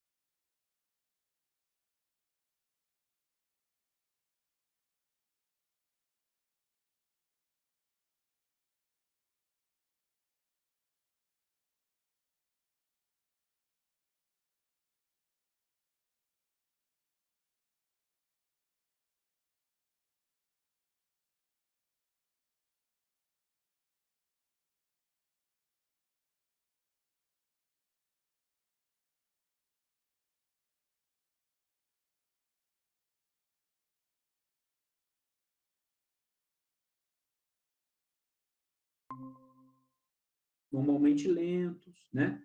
No qual ocorre o aumento gradual, gradativo do nível d'água. A enxurrada, como vocês viram nesse vídeo aqui, que eu acho bastante impactante, né? Primeiro pelo grau, né? Pelo poder destrutivo desse evento, e segundo pela ação, diria, heróica, né? Dos vizinhos lá que salvaram a senhora. E aí vocês percebem, né? Conseguem perceber a diferença, né? De potencial de transporte, de energia desse processo. Então, essa é a enxurrada. E aí eu queria chamar a atenção para aquilo que eu disse, né? Muita gente confunde o que é enchente, o que é inundação, o que é enxurrada, e aí vocês veem que o repórter, eu não sei se vocês perceberam, né? Ele fala, essa é a maior enchente de todos os tempos no município, tá. Isso não é enchente, tá? Tecnicamente falando, isso é um processo de enxurrada, onde existe o escoamento fluvial, né, do rio, bastante energético, intenso, com alto grau de destruição, né, com alto potencial de destruição e transporte de material. Isso é a enxurrada. Então, como eu disse, é muito comum, né? A gente vê no dia a dia o pessoal, deu enchente, muitas vezes é a enxurrada, né? Isso não é enchente, nem inundação. Então, pessoal, ó, isso aí é o que acontece. Vejam bem o resultado, né, do que causa uma enxurrada, né? Então, essa foto da direita, deixa eu ligar aqui meu apontador de novo, essa foto da direita aqui eu já até mostrei para vocês, né, na apresentação sobre erosão, e ela serve, de fato, para as duas apresentações. Por quê? Porque a enxurrada, né, o escoamento intenso aqui do rio, ele pode, sim, provocar a erosão fluvial, né, ou seja, a remoção desse material aqui que está no leito fluvial, como eu expliquei para vocês na aula sobre erosão agora recentemente. Então, vocês veem o que a enxurrada fez, né? Ela erodiu, ela levou, ela transportou esse material, descalçou aqui as residências, eventualmente transportou aqui galho de árvore, enfim, né? Detritos, uma série de materiais. Não confundam também, é muito importante isso, a enxurrada com a corrida de detritos ou fluxo de detritos. É um processo que o Gilmar apresentou nos movimentos de massa, tá? O fluxo de detritos, ele é um processo no qual existe uma capacidade de transporte de material muito maior do que a enxurrada. A enxurrada é um processo onde domina, ainda assim, a água, né, o fluxo de água. A corrida de detrito, ou fluxo de detrito, não. Existe esse material fluido, né, no qual, obviamente, tem a água também, né, a água é um dos constituintes, mas a corrida de detrito, o fluxo de detritos, como o próprio nome diz, ele leva exatamente tudo que tiver na frente. Blocos extremamente gigantescos, e casas, e carros. É um processo extremamente mais energético do que a enxurrada e mais viscoso, né, por ele ter essa capacidade maior de transportar solo, sedimento, detrito, enfim. Então, a enxurrada é um processo hídrico, né, um processo onde predomina a água, e vocês viram isso muito bem no vídeo, né, ninguém viu ali passando blocos de rochas gigantescos e tal, você vê predomínio de água. É claro que isso, eventualmente, ela vai levar um bloco de rocha, vai destruir uma casa e tal, mas predomina água, né, é um processo hídrico. As corridas de detrito, os fluxos de detrito, predominam os detritos, né, num fluido viscoso também constituído por água. Então, vocês veem, ó, essa da esquerda aqui, né, acho que foi aquele evento catastrófico que atingiu Alagoas e o estado de vocês, aí em Pernambuco, em 2010, onde diversos municípios foram assolados, não somente por enchentes e inundações, mas também por enxurradas, né. Então, a diferença principal, eu diria, no pós-evento, né, após esse evento ocorrer, em relação à inundação, enchente e enxurrada, é o potencial de destruição, né, ou seja, o quão destruída vai estar a cidade. A inundação e a enchente, né, principalmente a inundação, elas têm um potencial, obviamente, elas abrangem grandes áreas, né, então, ela vai invadir casas, ela vai transportar lama, enfim, mas dificilmente ela vai ter esse potencial energético de transporte ou de destruição das casas, né? A inundação, ela é gradual, né? Ela é lenta. A enxurrada, não. Então, você pega uma imagem, você vê uma imagem igual essa da esquerda, fica claro que isso aqui não é simplesmente a inundação, né?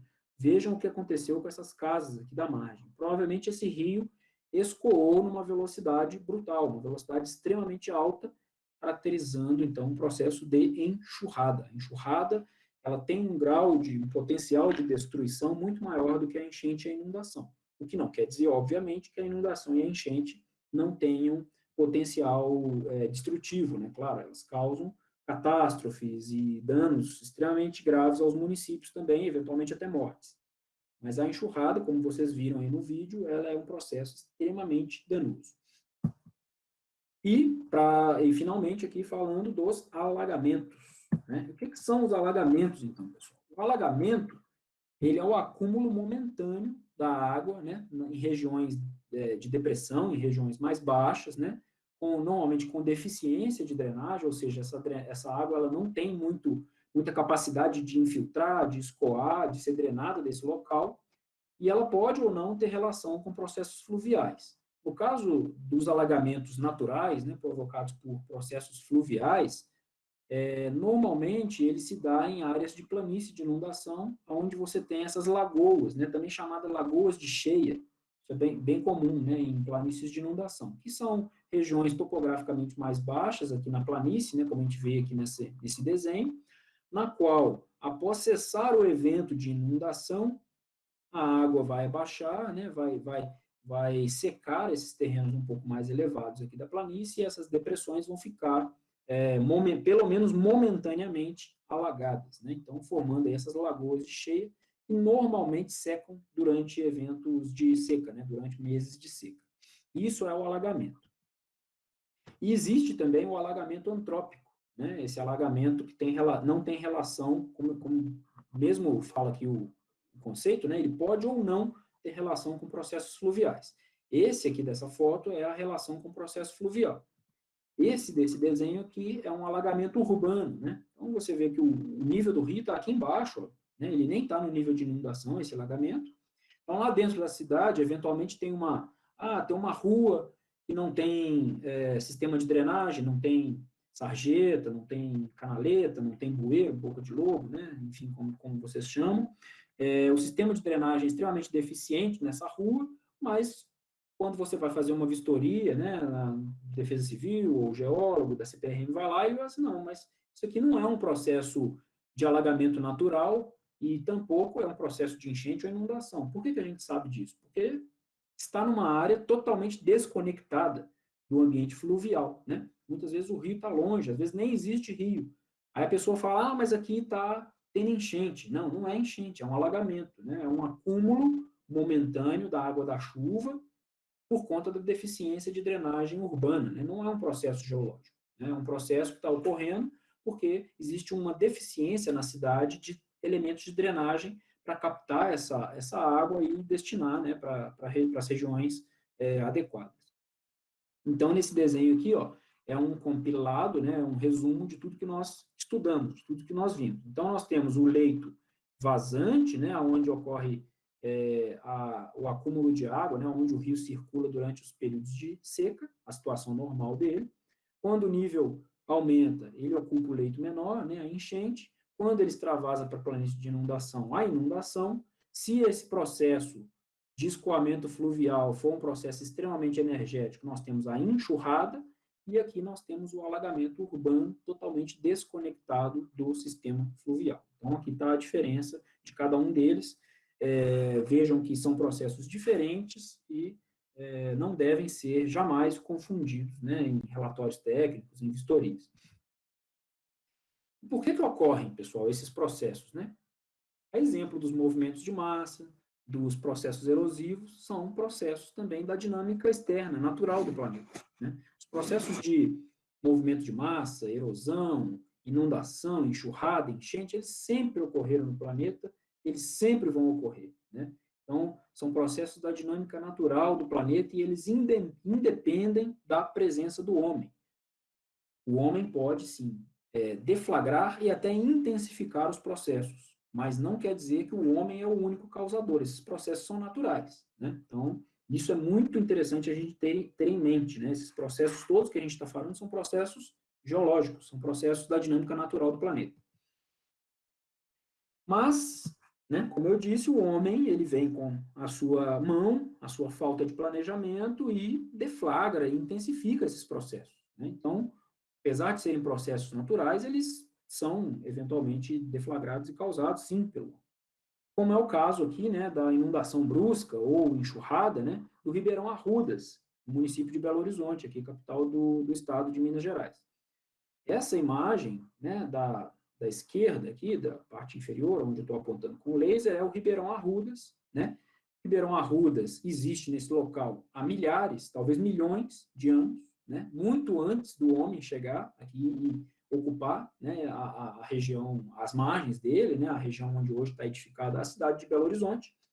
E, já que ele está aqui há milhares, milhões de anos, obviamente ele sempre inundou, teve enchente, enxurrada, né? Ele é um rio natural, isso ocorre, né?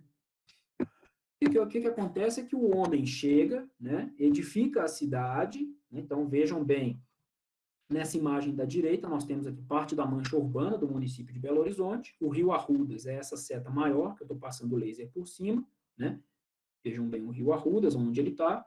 O rio Arrudas, ele está em uma das porções mais baixas, né, da cidade de Belo Horizonte, inclusive a região, parte da região central, né, ele cruza parte da região central de Belo Horizonte.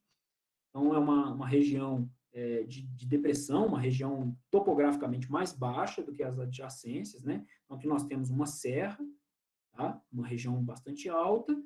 A água chove aqui no município de Belo Horizonte, chove nessa serra, chove aqui, eventualmente, nessa outra região mais elevada, e ela vai escorrer para onde? Ela vai escorrer para o fundo do vale, né? Que é onde está o Ribeirão Arrudas.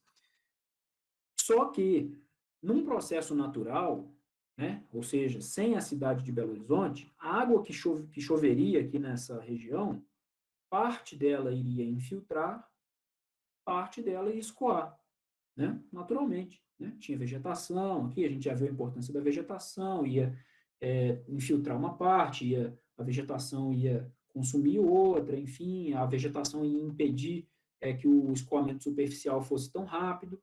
Só que o que acontece, né? A cidade de Belo Horizonte ela foi edificada de maneira a impermeabilizar o terreno. Então, as ruas são asfaltadas, as casas, em grande parte, não têm áreas de infiltração, não tem jardins, não tem, né? Então, quer dizer, é uma mancha urbana, é uma selva de pedras, né? Então, isso aqui está totalmente urbanizado, totalmente impermeabilizado. O que essa impermeabilização faz? Né?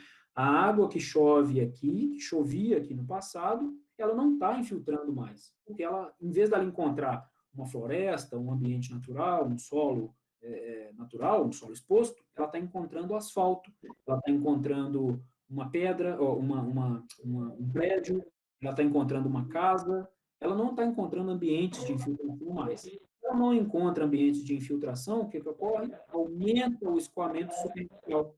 Gilmar, tem alguém com o microfone desligado? Por favor? Obrigado.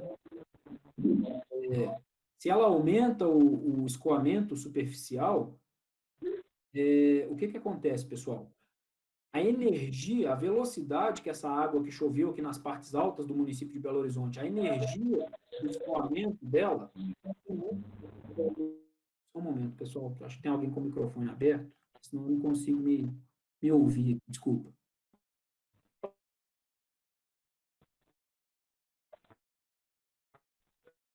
Arnóbio, você pode desativar o seu som, por gentileza?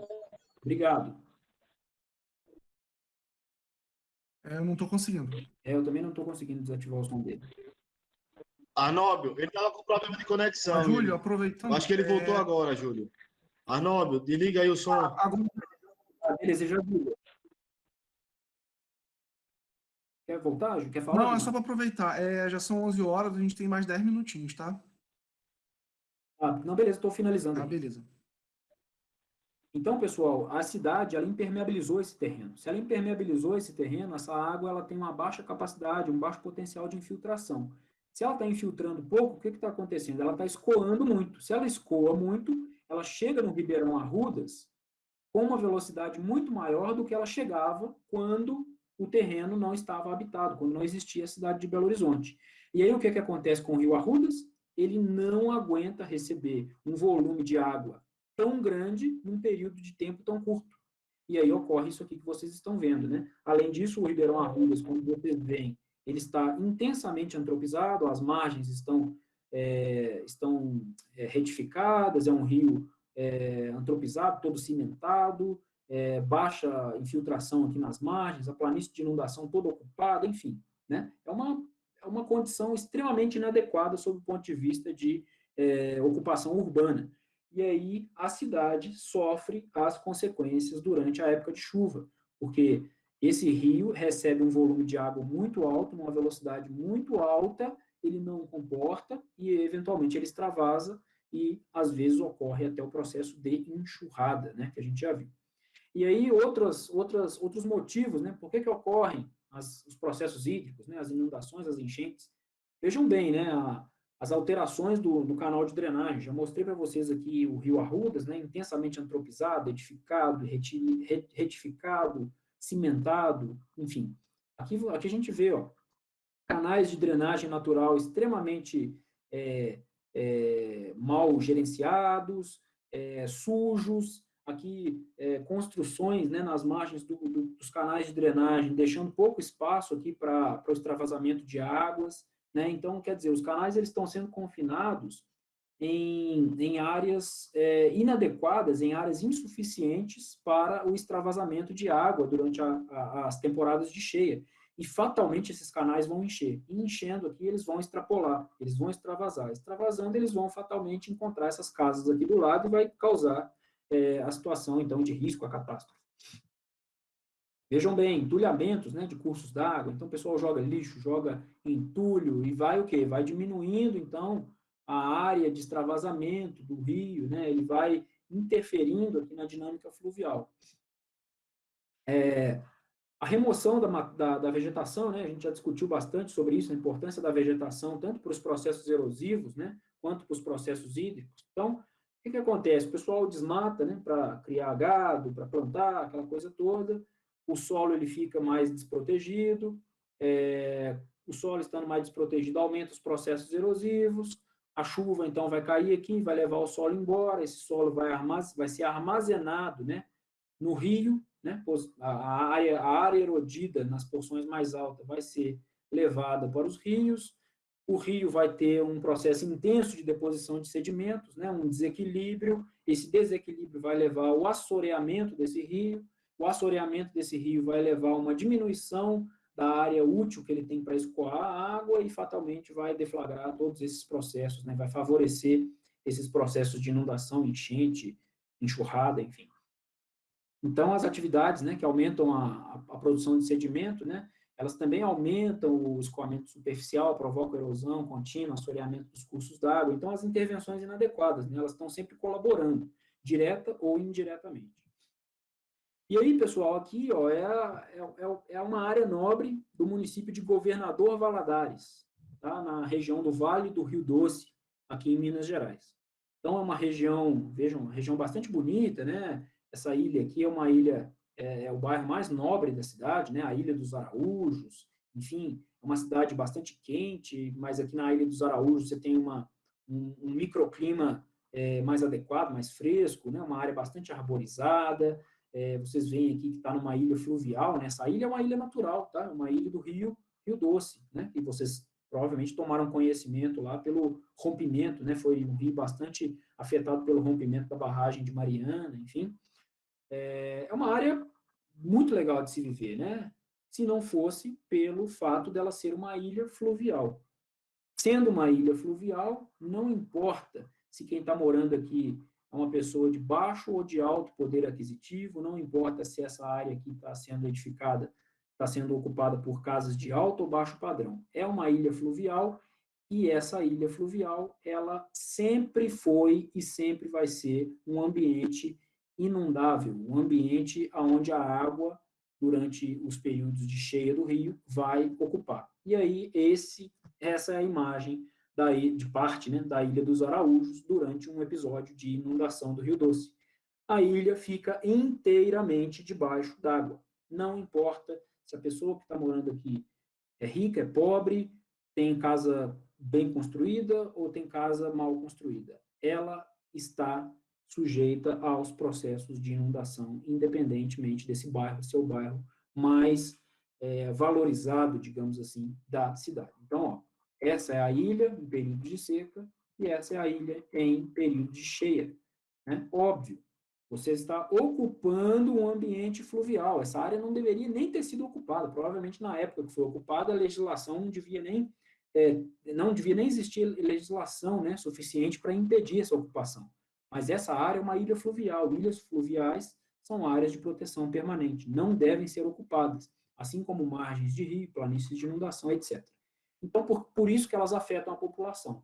Porque, apesar de serem eventos naturais, assim como os movimentos de massa, as erosões, os processos hídricos também são eventos naturais e eles afetam a população, porque a população está ocupando inadequadamente os territórios, ou seja, ela não respeita a área de abrangência desses fenômenos naturais, e aí acontece a catástrofe, como ocorreu na Ilha dos Araújos. Tá? Então, é isso que eu tinha para falar sobre os processos hídricos. Muito obrigado pela atenção de todos